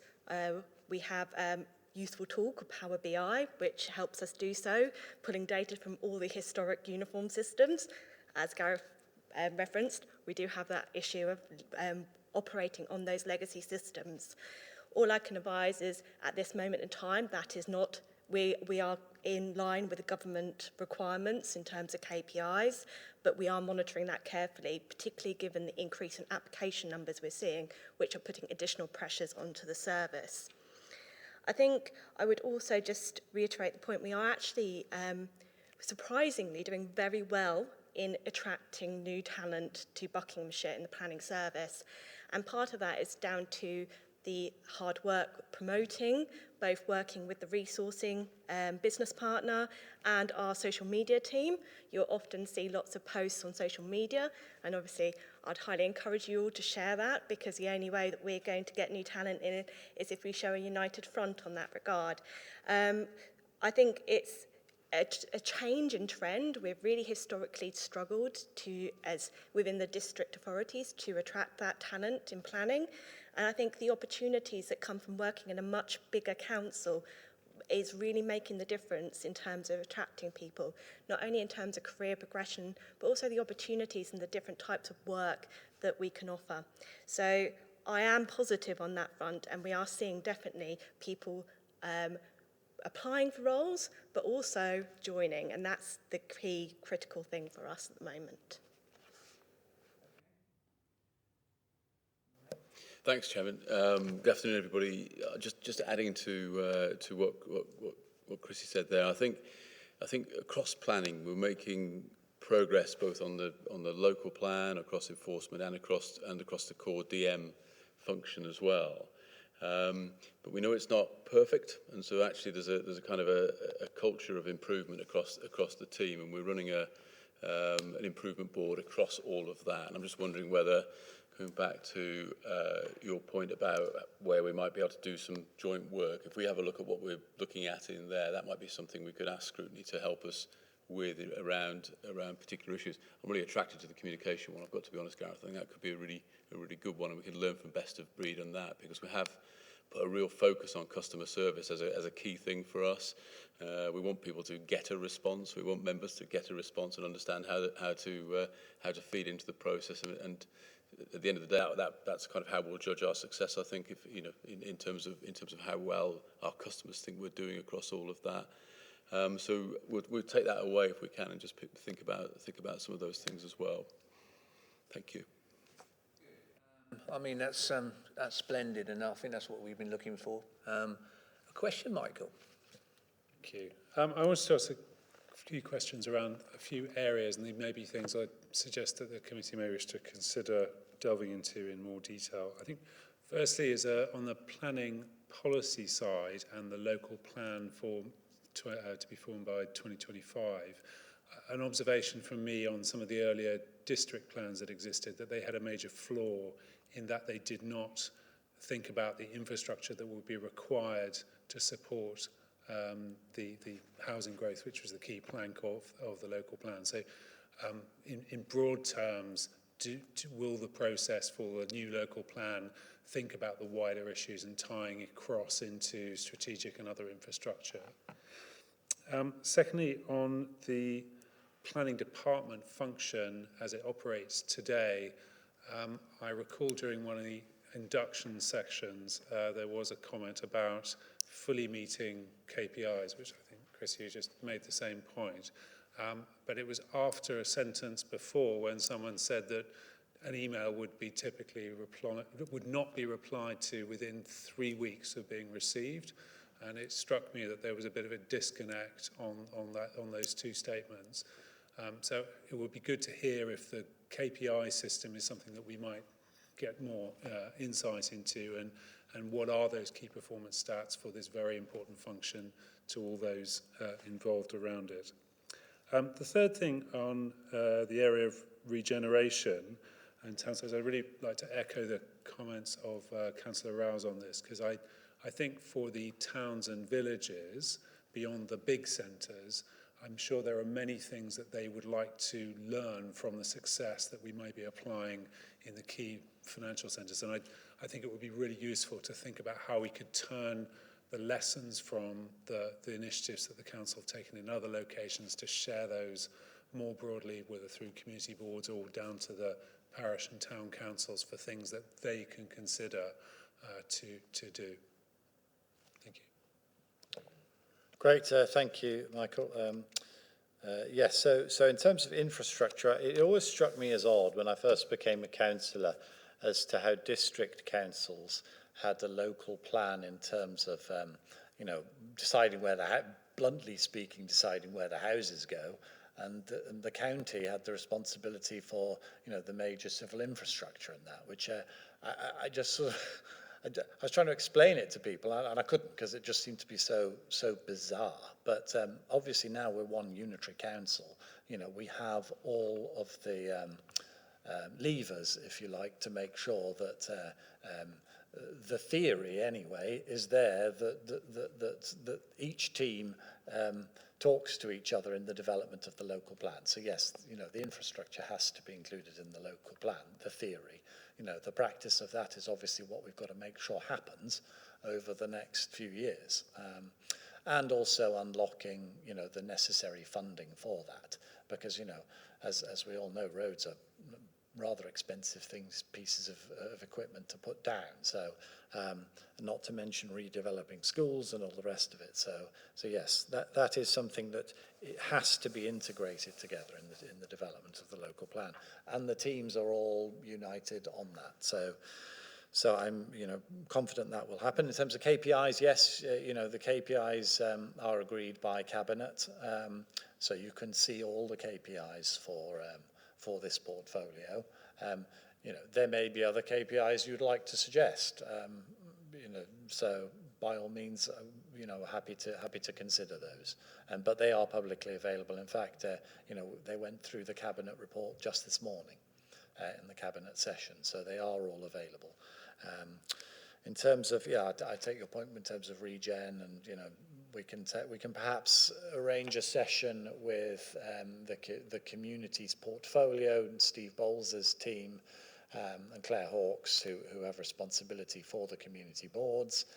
I know several of them are already. I'm speaking at one tonight where regen is the theme, and it's got villages in the board and the type of thing they're going to be doing there. So yes, it is a good vehicle, and I think it's something we need to encourage and make sure it gets rolled out elsewhere where there are any successes. Okay,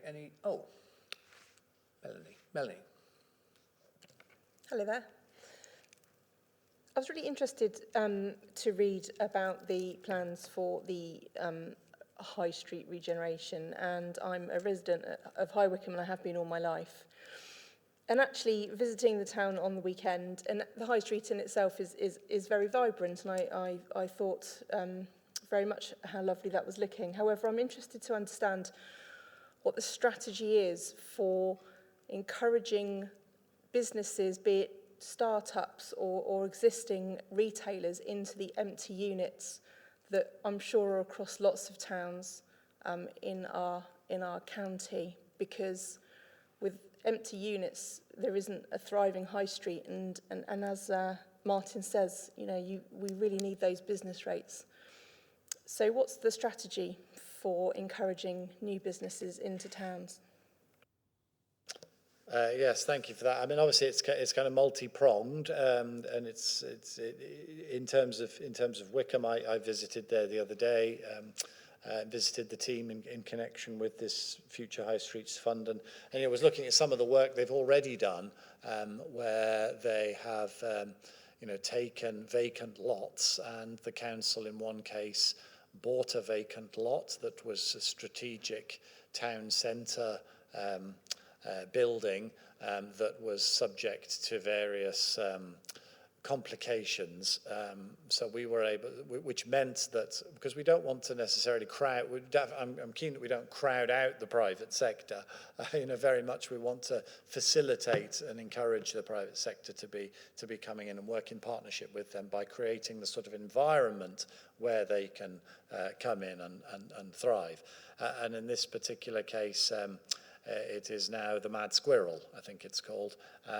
It's a fabulous building. It's been redone. It's in a central area, and you go just down along from that, and the high street dining is all open right opposite the old Charter Markets building, which again is another focus we're looking at. So to get more independent SMEs and market traders in that space too, which is one we own. So all of these, it's, if you like, it's a lot of smaller things that are adding up to a bigger direct town centre improvement and footprint. But then if you move slightly further afield, we're looking at investing in some very significant regen projects on the slight periphery too. So first of all, you've got to create a space. You've got to, where businesses are going to want to come and participate. You've got to have the footfall as well, and that can obviously be involved in getting more people, creating places for people to live, to get the right kind of customer base they need as well. So all of these factors we're trying to bring in under a master plan within Wickham, and that's Wickham's reasonably well advanced actually, along with Aylesbury. Those are the two most advanced, and we've got a team of consultants here in Aylesbury that are helping us to flesh out specifically the delivery of that master plan vision. So each town is, if you like, in different steps along the way. But we're not sort of, I don't want to give you the impression we're sort of Soviet master planners here, or where we're controlling every piece of the pie. And we're just about creating an environment where residents want to come and shop and do whatever they want, their whole experience. If we need to use some of our things like our Future High Streets Fund to unlock particularly maybe unsightly buildings or vacant buildings, that's how we're doing it in Wickham at the moment, with some decent success, I would say. I mean, as you said, Wickham is thriving. It's certainly a lot better than I remember when I went through a few years back, and it definitely feels like it's a place on the up. And I think that's a small part down to what the team have achieved. Brilliant. Derek. Good afternoon. Condolences for the planning bit. I think you've got a heavy weight to carry there. There's a lot of negativity surrounding planning, and we, as members, we tend to get on the back end of the negativity when things are not quite what meets the expectation of the residents. Going through what you've been saying, there is a perception that Buckinghamshire is being exploited by developers. I think it's probably worse if you go to Bicester, well, where Bicester used to be. I think it's a massive housing estate now. So that's the sort of thing that people see, and that is a perception. You mentioned the fact, point two, about more homes. We must build more homes. And then you also talked about the price of houses average across the county. It appears to me that whenever you build new houses on a large estate, the price of houses surrounding that increases as well. So to build more houses, you increase the price of houses. And I can go through the mechanism of that for you at some other time, but it is something that concerns me. And affordable homes, I'm not sure we can afford any more affordable homes, because every time affordable homes are built close by, the cheaper housing goes up to meet the same price as affordable homes. Point three, local needs.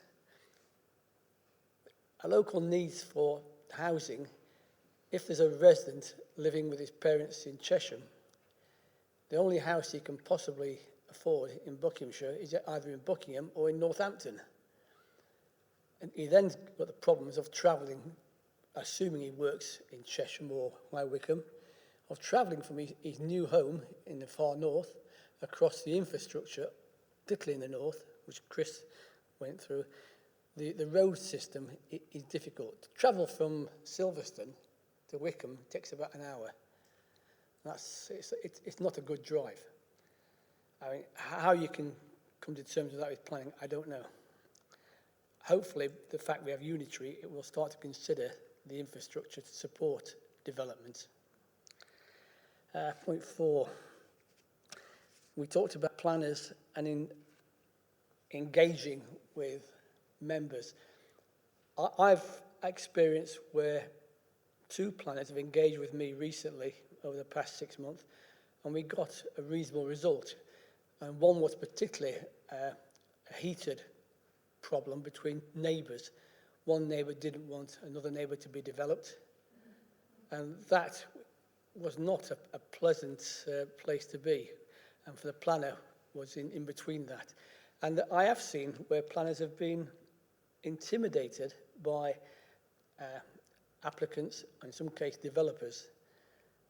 That is something that really does concern me, because you can see it on some of the comments pages. I had one set of comments removed by an applicant about 18 months ago, and it started to appear again from the same applicant. And it is very rude and very unpleasant.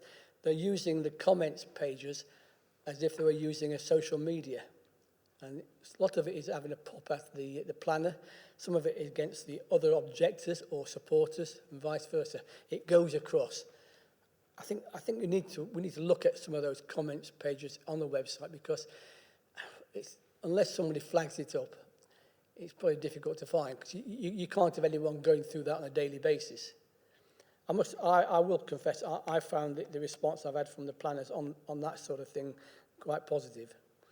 I do think the planners in the planning department need to be more approachable, more engaging, not just with members, but with the applicants themselves as well.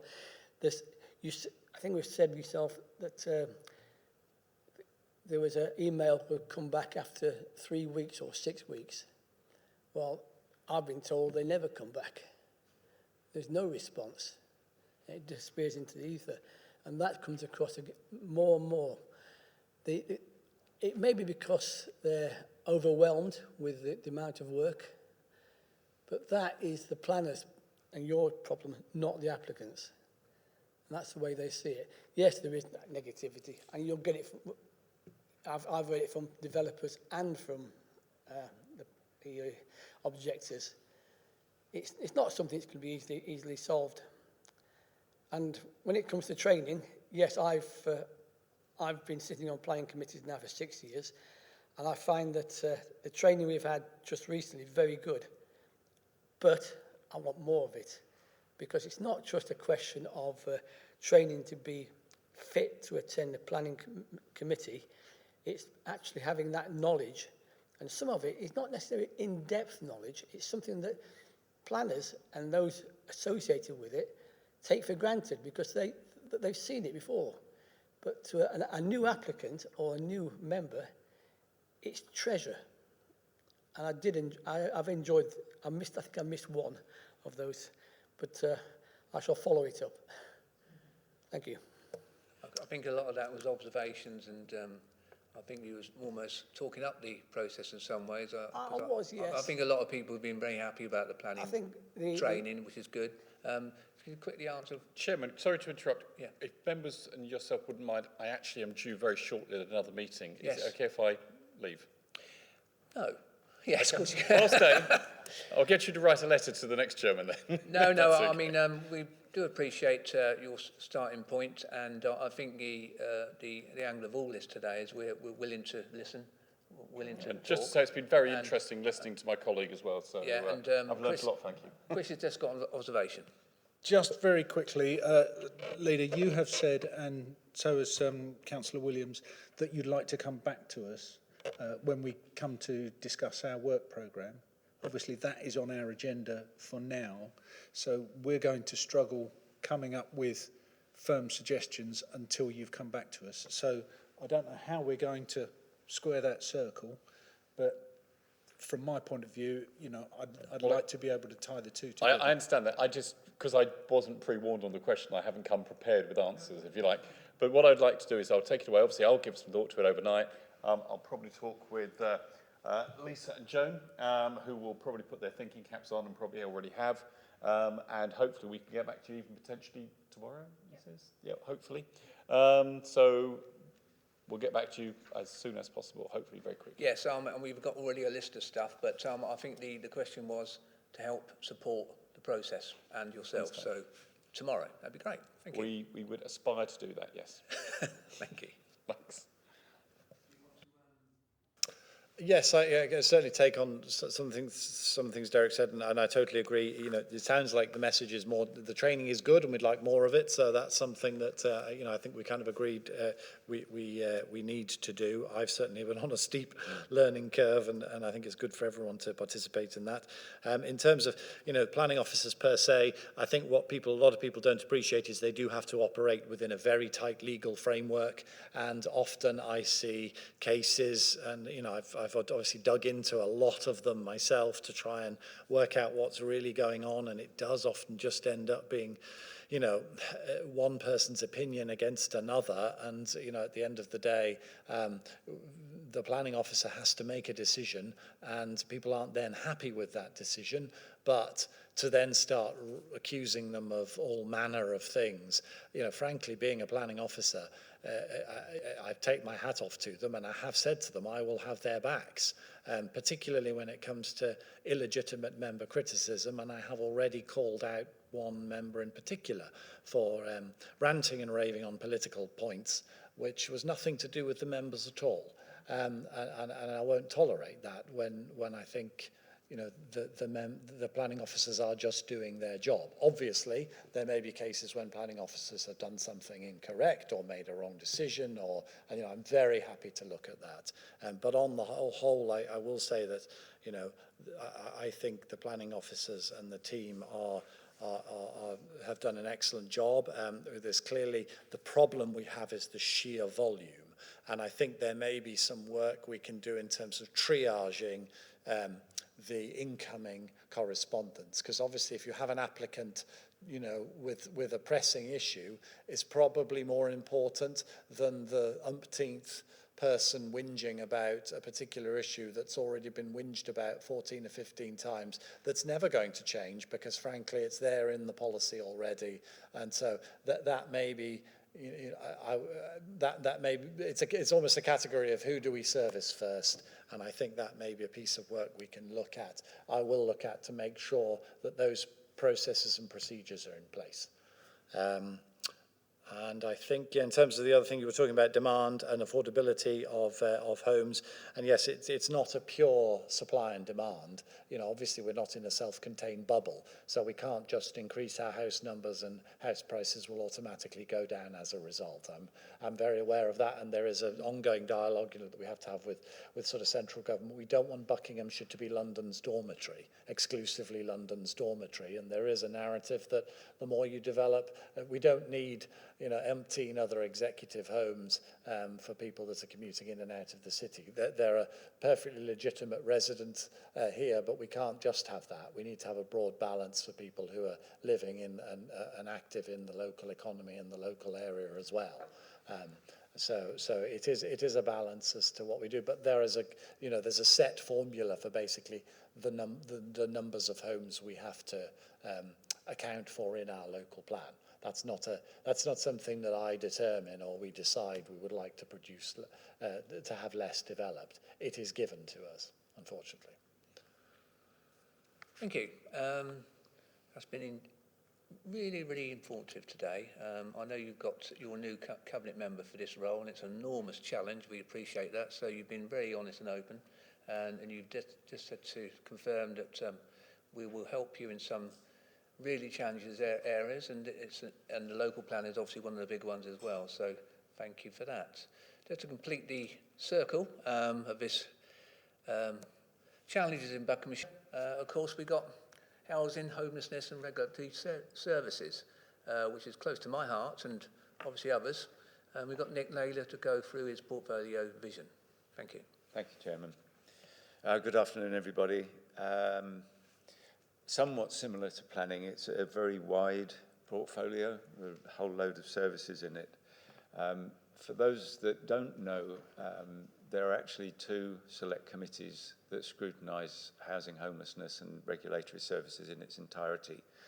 So this afternoon I'm here really to talk about housing and homelessness, but just so that you know some of the other things we cover, things like environmental health and trading standards, registrars and coroners, licensing, cemeteries, crematoria, and therefore the slide you have in front of us was to give a flavour of what are the priorities for this coming year. Perhaps it's not a surprise to you, given some of the discussions that we've had today, that one of those is to look at public sector land with a view to active development for affordable housing. Similarly, to make sure that where there are new private developments being put up, that affordable housing for local people and key workers is included. One of the things that we've been able to do over the past 12 months is to support the rough sleepers across the whole of the council area, and we virtually eliminated rough sleeping through an integrated approach through both public health and well-being, and that's something that we want to maintain and improve. We've also worked with private residential residents to address issues such as debt, personal concerns, so that they don't find themselves homeless, that we can avoid that. And as part of that, we'll be introducing a new county-wide homelessness action team to lead that work. And the other piece that you may be familiar with is licensing.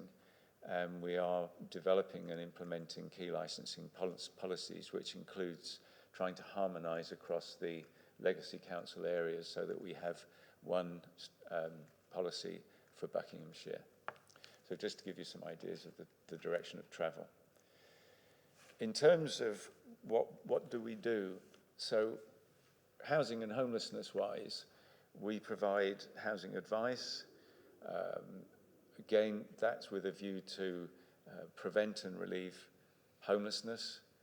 We deliver and allocate social housing, and we provide financial support for adaptations and urgent repairs where those are required for given houses. One of the things currently right in the middle of is a service review. We're looking at a new structure and operating model, which is due to go live next month. We will be aligning from 3 different base teams to a single unit, if you like. But the new structure will have 2 parts to it, so homelessness and advice, and housing options and supply, which will enable us to focus in those areas. I've already mentioned that we have spent a lot of time in the past year supported by the government's Everyone In initiative. And over the time since last March, we've accommodated more than 280 rough sleepers.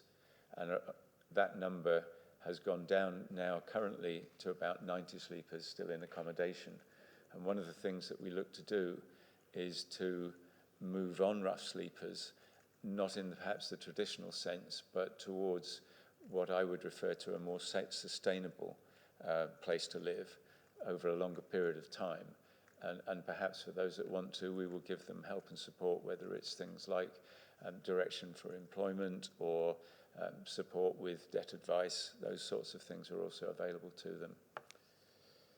The other piece that right now is really important, and it comes back to the top priority that I talked about, is working in partnership, not just with people like registered providers, but also the third sector, so that we can deliver not just the housing and homelessness service that we want to deliver, but also develop new units so that we can broaden the capacity to help people. We do work with housing service works with registered providers, as well as our colleagues in planning. It's really important that members are aware that this is not just a portfolio that is supported by the officer team and myself, but it also runs across a variety of different portfolios. So cross-working across portfolios is really important to achieving our goals here. That said, we were able to build 507 new affordable homes across Buckinghamshire over the past 12 to 14 months, which I think is a good achievement, but also something that we need to focus on and try and improve at. We also allocate social housing tenancies through Bucks Home Choice. There are currently just over 5,000 households registered for that scheme, and we had just over 1,300 tenancies let during 2021 via that scheme.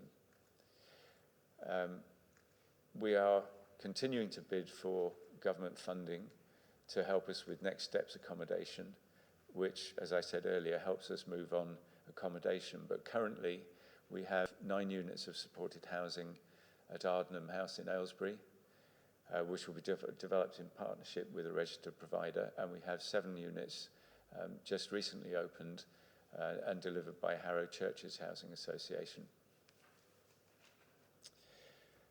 One of the big things that we have to look forward to is to develop both homelessness and housing strategies for the coming year, and we expect those to be brought forward for adoption later on in the financial year. I think I'll probably leave it there, if I may, Chairman, and ask the committee for questions. Any questions? Andrea, and then Derek. Hello everyone, and apologies for my lateness. I thought it was a really sensible idea to walk from the town centre on the busiest, hottest day of the year. Yeah, didn't really work out. Thank you, Councillor Naylor. Just one thought, with the changes that you're outlining, in my ward particularly, the biggest housing provider is Red Kite, and I work quite closely with them. Does the reviews to the structure that you're outlining and rolling out, will that have any effect on the current home choice model or the allocation, or any kind of Sure. knock-on effect, as it were, that you can foresee? Thank you. That's a really good question, and I'm sorry to say that I'm not able to answer it because I haven't been familiar enough, long enough in the service. But perhaps I could ask Nigel Dicker, who's sitting behind me and is the service director. Perhaps, Nigel, you could answer that for me. Thank you. Thank you, Councillor. So the relationship with Red Kite will continue, and officers will work with that RP, as they always have done. We will be developing a new allocations policy for Buckinghamshire going forward this year, ready for implementation next, and we will be consulting Red Kite as the other providers on that, as well as residents and members and also stakeholders. So we're developing, situation is business as usual at the moment, but there'll be change coming. Lovely, thank you so much, thank you. Derek. Hi. Something you didn't mention, but it's something I've been quite enthusiastic about for a few years, and I've seen it seen progress in Leighton Buzzard, and that's the use of empty houses. I think I read somewhere in one of the press there's something like 1.3 million empty houses long term in the UK. Some because the people have died and no one knows who owns it anymore. Some because there's disputes of who actually inherits that property. And it's varied. Is there a programme within Bucks Council for rescuing or compulsory purchase possibly of empty homes long term?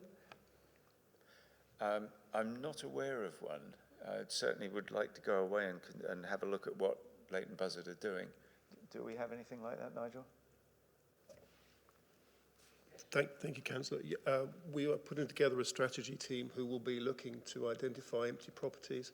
It can be done remotely because of the profile they give on things like council tax databases. So we're looking to identify them. We don't have a policy on it at the moment. We will have one.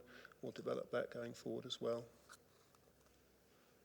Okay, Simon, did you put your hand up? So it's Simon, Michael, then Isabel. Thank you, Chairman. Thank you, Councillor Naylor. Really interesting. And I've just focused on one area that I was interested to try and understand, which is the housing system and the degree of strain that it's under. So I take it, and I may not be comparing like for like, but the 5,012 households that are registered for rehousing, I assume is an up-to-date 2021 figure. When I was looking at the comparator data for 1920, the households were 4,257. And that sort of implies that there's been a growth in the stock of people on the households on the housing list over the last year. And I was just interested in what is the sort of flow of new households coming onto the list versus the stock, and then the flow out into housing, so we can get a sense of the strain on the system. And in particular, what's the average length of time that households are waiting to be rehoused on that, and how does that compare nationally? So how good is our performance nationally in terms of the housing system overall? Okay, thank you very much for that. Again, I'm going to have to defer to the Service Director to answer that question. Apologies. Nigel. Thank you. So the households pass through the waiting list. Some, they have different priorities. So some will be housed within a matter of months, 3-4 months, depending on their banding. Others will be there for a long time. So there is an increasing number of households registered. That's just a feature of the world we're in. And we do monitor that. But we give priority, and we try to be fair through our policy, the allocations policy I mentioned earlier. And we'll be re-looking at that going forward, as I said. So it's growing, and we are trying our best, but it's sometimes difficult. Sorry, Chairman. I'm looking to see you're going to come back. Yeah, no, okay. I won't prolong it. I just find it really helpful to get the statistics around length of stay. I accept there are different ranges, but it'd just be helpful to understand that so we can know the start point going into the strategy that you're doing. It'd be really helpful to separately to be provided. Well, I think that's a perfect example, to be honest, of information could come back to this select committee anyway. Is it possible to do that, Nigel? I don't know the numbers off the top of my head, so we would come You'd back have to to you do and that. give you So an answer. I'll come back to this select committee. Michael. Thank you, Chairman. I want to ask about one of the focus areas you identify, which is identifying surplus public sector land, and just in big picture terms, is that something that is potentially material in terms of providing housing for the county, or is it things that we should be doing anyway, but it's not going to be delivering a very large number of houses ultimately? Okay, I think it's a bit of both. Ultimately, my goal would be for it to be material in the short term. I suspect it's going to be on a smaller basis while we get some experience on it, because there are so many different ways whereby that can be provided. So rather than give you again, it might be something that the committee wants to pick up on over time. But I think we will need to start more slowly rather than more quickly. But I do think that there are lots of opportunities whereby, including council-owned land, we may well be able to convert existing properties into housing or housing equivalent. And that's something that we're very early on, and it will come through in the homelessness and housing strategy eventually. But it's not something that we've been working on for a very long time at all. It's really only started in the last few weeks, and we're still trying to put together what I've announced around the Task and Finish group on affordable housing. Isabel. Yes, thanks very much, and thanks very much, Nick, for your presentation. It will be no surprise to people who know me that I'm really interested in what I call truly affordable housing. So we're not talking about something which is 80% of market rent for a new property, whereas market rent for an existing property is going to be exactly the same and people can't afford it. So it doesn't actually solve our problem, it doesn't solve our housing list, etc., etc. So what I'm really interested in is truly affordable housing. How do we increase the number of truly affordable homes? So I'm talking homes that perhaps are at social rent rates, etc. Now, we've seen, we've got the figures. I mean, Gareth was talking earlier about the thousands of new houses that we have to build every year. And Nick has reported in his report, we had 507 affordable homes. Now, I'm not going to ask you for the number, but my bet is that we're talking a very small percentage of those will be social rent, truly affordable, which is my passion, if you like. So what I would like to ask both Nick and Gareth is, how are you both going to work together to ensure that we have a greater percentage of truly affordable homes built in Buckinghamshire in the future? Because to me, that seems to be the way forward of getting Nick's list down. So both of you, sorry. They're both here. Do you want to go I did first? actually Do you want quote to the go complete the first? circle, so I think you're absolutely right. Nick. That's one way, there's others as well. You go. Okay. Sorry about that, guys. Isabel, thank you for that. I really agree with you, and I think you and I have had this conversation probably over the years many times. It goes back to what I was saying to Michael. There are a number of ways in which we can deliver it. If I could give you a couple of examples, and I know some members may already be familiar with these, but these are real-life examples that Chiltern South Bucks actually implemented, and I can speak in terms of knowledge because I was there. We put, I think it was 12 units of what you might call move-on accommodation on a site that the council owned in Taplow, just off the Bath Road. And those are, if you like, interim units where people come, settle for a while, get back on their feet when necessary. It's close to shops, it's close to a railway station, it's close to the bus, and if you didn't want to do any of those, it's just about possible to walk into Maidenhead.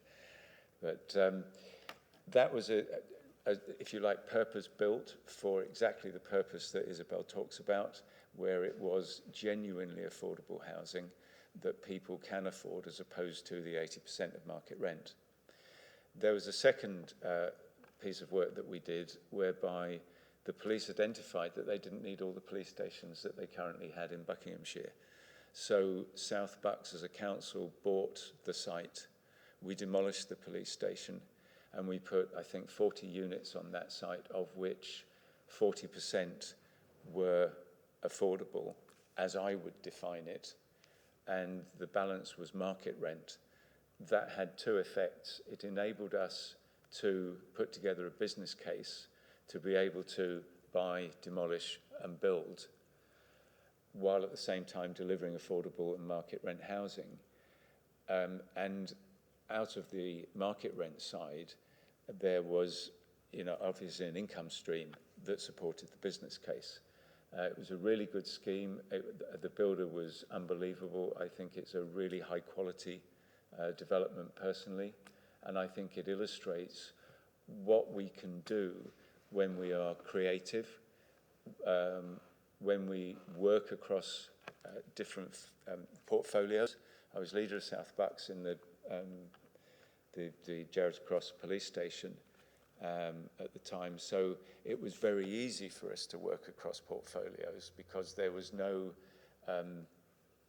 if you like, no silo working. Everybody wanted to do this. The council had approved it and signed it off, and we just motored on it. So I think it's an example of what we can do. Having said that, Gareth has prodded me frequently in the month or so that we've been in our portfolios about affordable housing. That's where setting up a task and finish group comes in, but also it underpins the fact that planning as a function will be really important in helping us do what I would like to see us doing. There aren't any plans that I can tell you about at the moment. There aren't any sites that I can tell you about at the moment, but another area, resources, is out there looking for sites, so hopefully I'll be able to bring you some news at some point in the relatively near future. Thank you. Chris. Thank you, Nick. I've not heard any mention thus far of HMOs, houses of multiple occupancy. I would be interested, having looked at that in previous authority, I think probably 4 years ago, something like that, where it was very much on the regulation side of things, the certificates of worthiness of the equipment contained therein. But I wonder how that market has changed in the last year and what effect that would have on the more affordable housing stock. Perhaps you could explain if you have any information on that. I've been in this job about a month, so I'm afraid I can't speak to the trend over the past 12 months. And again, I'm going to have to defer to Nigel as head of service because he's much more informed than I am. Apologies. Nigel. Thank you, Councillor. So the effect on the market on HMOs, I'm not clear on. We do have a good number of HMOs. We have an active team to regulate those. If they're well regulated and good quality, HMOs can provide housing solutions for some cohorts, but they have to be well regulated, and we need good landlords, and we do try and engage with those landlords through the forums that we operate for our housing strategy side, which we've kicked off again now under the new Buckinghamshire Council. So they're a piece, they're unavoidable, and if they're well managed and we regulate, and landlords know we're going to regulate, then they can be a solution. We deal with some difficult ones as well, and that's what the enforcement team does for us. So I can't talk about the market particularly, unfortunately, at the moment.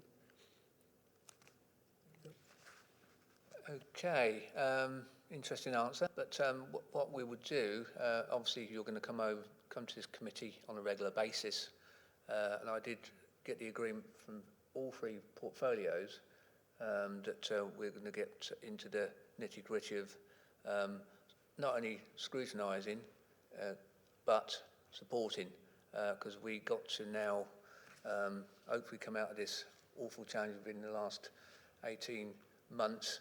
And I think we've got another question. Hello. So it would appear that the waiting list on Bucks Home Choice has increased by about 750 over the last year, which quite possibly could be pandemic related, I'm quite sure. And you have indicated that 507 affordable homes, which are, as Isabel quite rightly points out, only at 80% of market rates. They're not really kind of necessarily suitable for social tenants anyway. And you've talked about a couple of schemes which delivered 12 units and another one that delivered 40 units. And you've said that there aren't any plans at the moment or sites at the moment in the pipeline for delivering housing. So I think that I'm really with Isabel in terms of the true social housing issue. And I really would also like to understand how we are going to address this increasing problem. I would also like to understand what happened to the 170 rough sleepers. You've got 90, we had 280. Where did the 170 go? Because they wouldn't have gone into the 507 affordable homes in the same paragraph that you'd written in, because the two just kind of don't really meet really from a kind of they wouldn't go into that, I wouldn't expect. So I'm interested to know where those rough sleepers have gone. Have we rehoused them? Have we managed to enable them back into, I'm going to say, society, or are they back sleeping on the pavements? If you could answer, that'd be great. Thanks. I think they're very complicated questions, and hopefully, I know you're new in the job. On rough sleeping, we've been successful with over the last 2 to 3 years. So I think that would be one of the situations and subjects we'll be looking in the future for this committee. And I've just been, bizarrely enough, you might be reading my mind about setting up a task and finish group on homelessness. And somebody like yourself and Isabel, I know, has got vast experience in running this and looking at this subject. We may look at that within this committee. Would you be happy to do that? Yes, can I just clarify, Chairman, that when I was talking about the 507, I wasn't saying they were all affordable rent. The term affordable housing covers a multitude of different types of housing, some of which is social rent, which is what I call truly affordable, but that is my definition, and the housing definition is affordable housing, which covers everything. So I wasn't suggesting for 1 minute that there was no truly affordable housing in that. So, and there is obviously, as we know, there is churn in terms of people moving in and out of tenancies anyway. Okay, so Nick, you want to come back and answer those questions, but I know they're very challenging questions, but we have done a lot of work on these subjects. Sure. I really wanted to respond to Councillor Smith's comment about sites, if I may, very briefly. I think I said we were looking for sites and didn't yet have any identified. And that is, again, in the spirit of trying to tell you exactly where we are in the process. So it's not that we don't want to, it's not that we're not looking for sites, we are looking for sites, we just don't have any identified today that I can say to you, in this town, in this area, we're working on this site. Thank you. Any other questions? Seemed to be that we've questioned you out today, and justly so. Same again, I was going to start, and then Melanie came in with some really good questions. Thank you for your contributions today. And as the leader said, this is probably the most fundamental platform for our society in Buckinghamshire, this committee. And I did say we will be probing, but we will want to have some things you can point to what we want to look at in this committee, and you've agreed to that. So thank you for your contributions, and I'll look forward to seeing you in the future. Thank you very much. And the officers, of course. Going on to the work programme, I've got a draft here full of work on the work programme, but I think it's obviously about the members. Could you possibly email into, if we don't want to talk about it now, but there'll be a vast amount of questions and answers to be answered within the select committee over the next year. Plenty of subjects have come up today. We've had full agreement from the portfolio holders. They're quite willing to give us information and to get into the nitty-gritty of what they're trying to do for Buckinghamshire. So if you've got nothing to say put on the list today, I want you to email the officer about your thoughts about what would you like to go onto the work programme. Would you be happy to do that? Yes? Chris? Chairman, I'm trying to find that suggestion table that you have there. Was that contained within the reports pack? No, it's just a quick read. Right. Well, that for those newer members on the committee, that might be useful to give some prompts. I've written down a few things that I would like to see, which I'll quite happily email in, bearing in mind we've got suggestions coming in from the Cabinet Member for Planning and Enforcement, or Planning and Regeneration now, Gareth? Planning and Regeneration, both extremely important topics, and the leader as well. I think those could be crucial to our thought processes. So I would like to, see those, compare them with the suggestion sheet that's maybe a carryover from last year, but that can inform our discussion. There was just one question on the homelessness, which I've previously inquired with the previous Cabinet Member on that. And I note we now have a Deputy Cabinet Member who's specifically looking at that issue. Mark Quinn. Yes.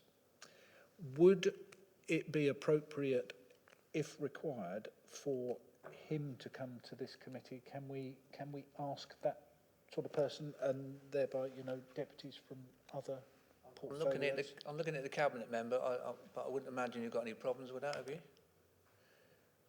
No, I don't have any problems with that at all. I think we might want to just run it past them services. Well, it's an important subject. Sure. Oh, yeah. And Mark knows it inside out.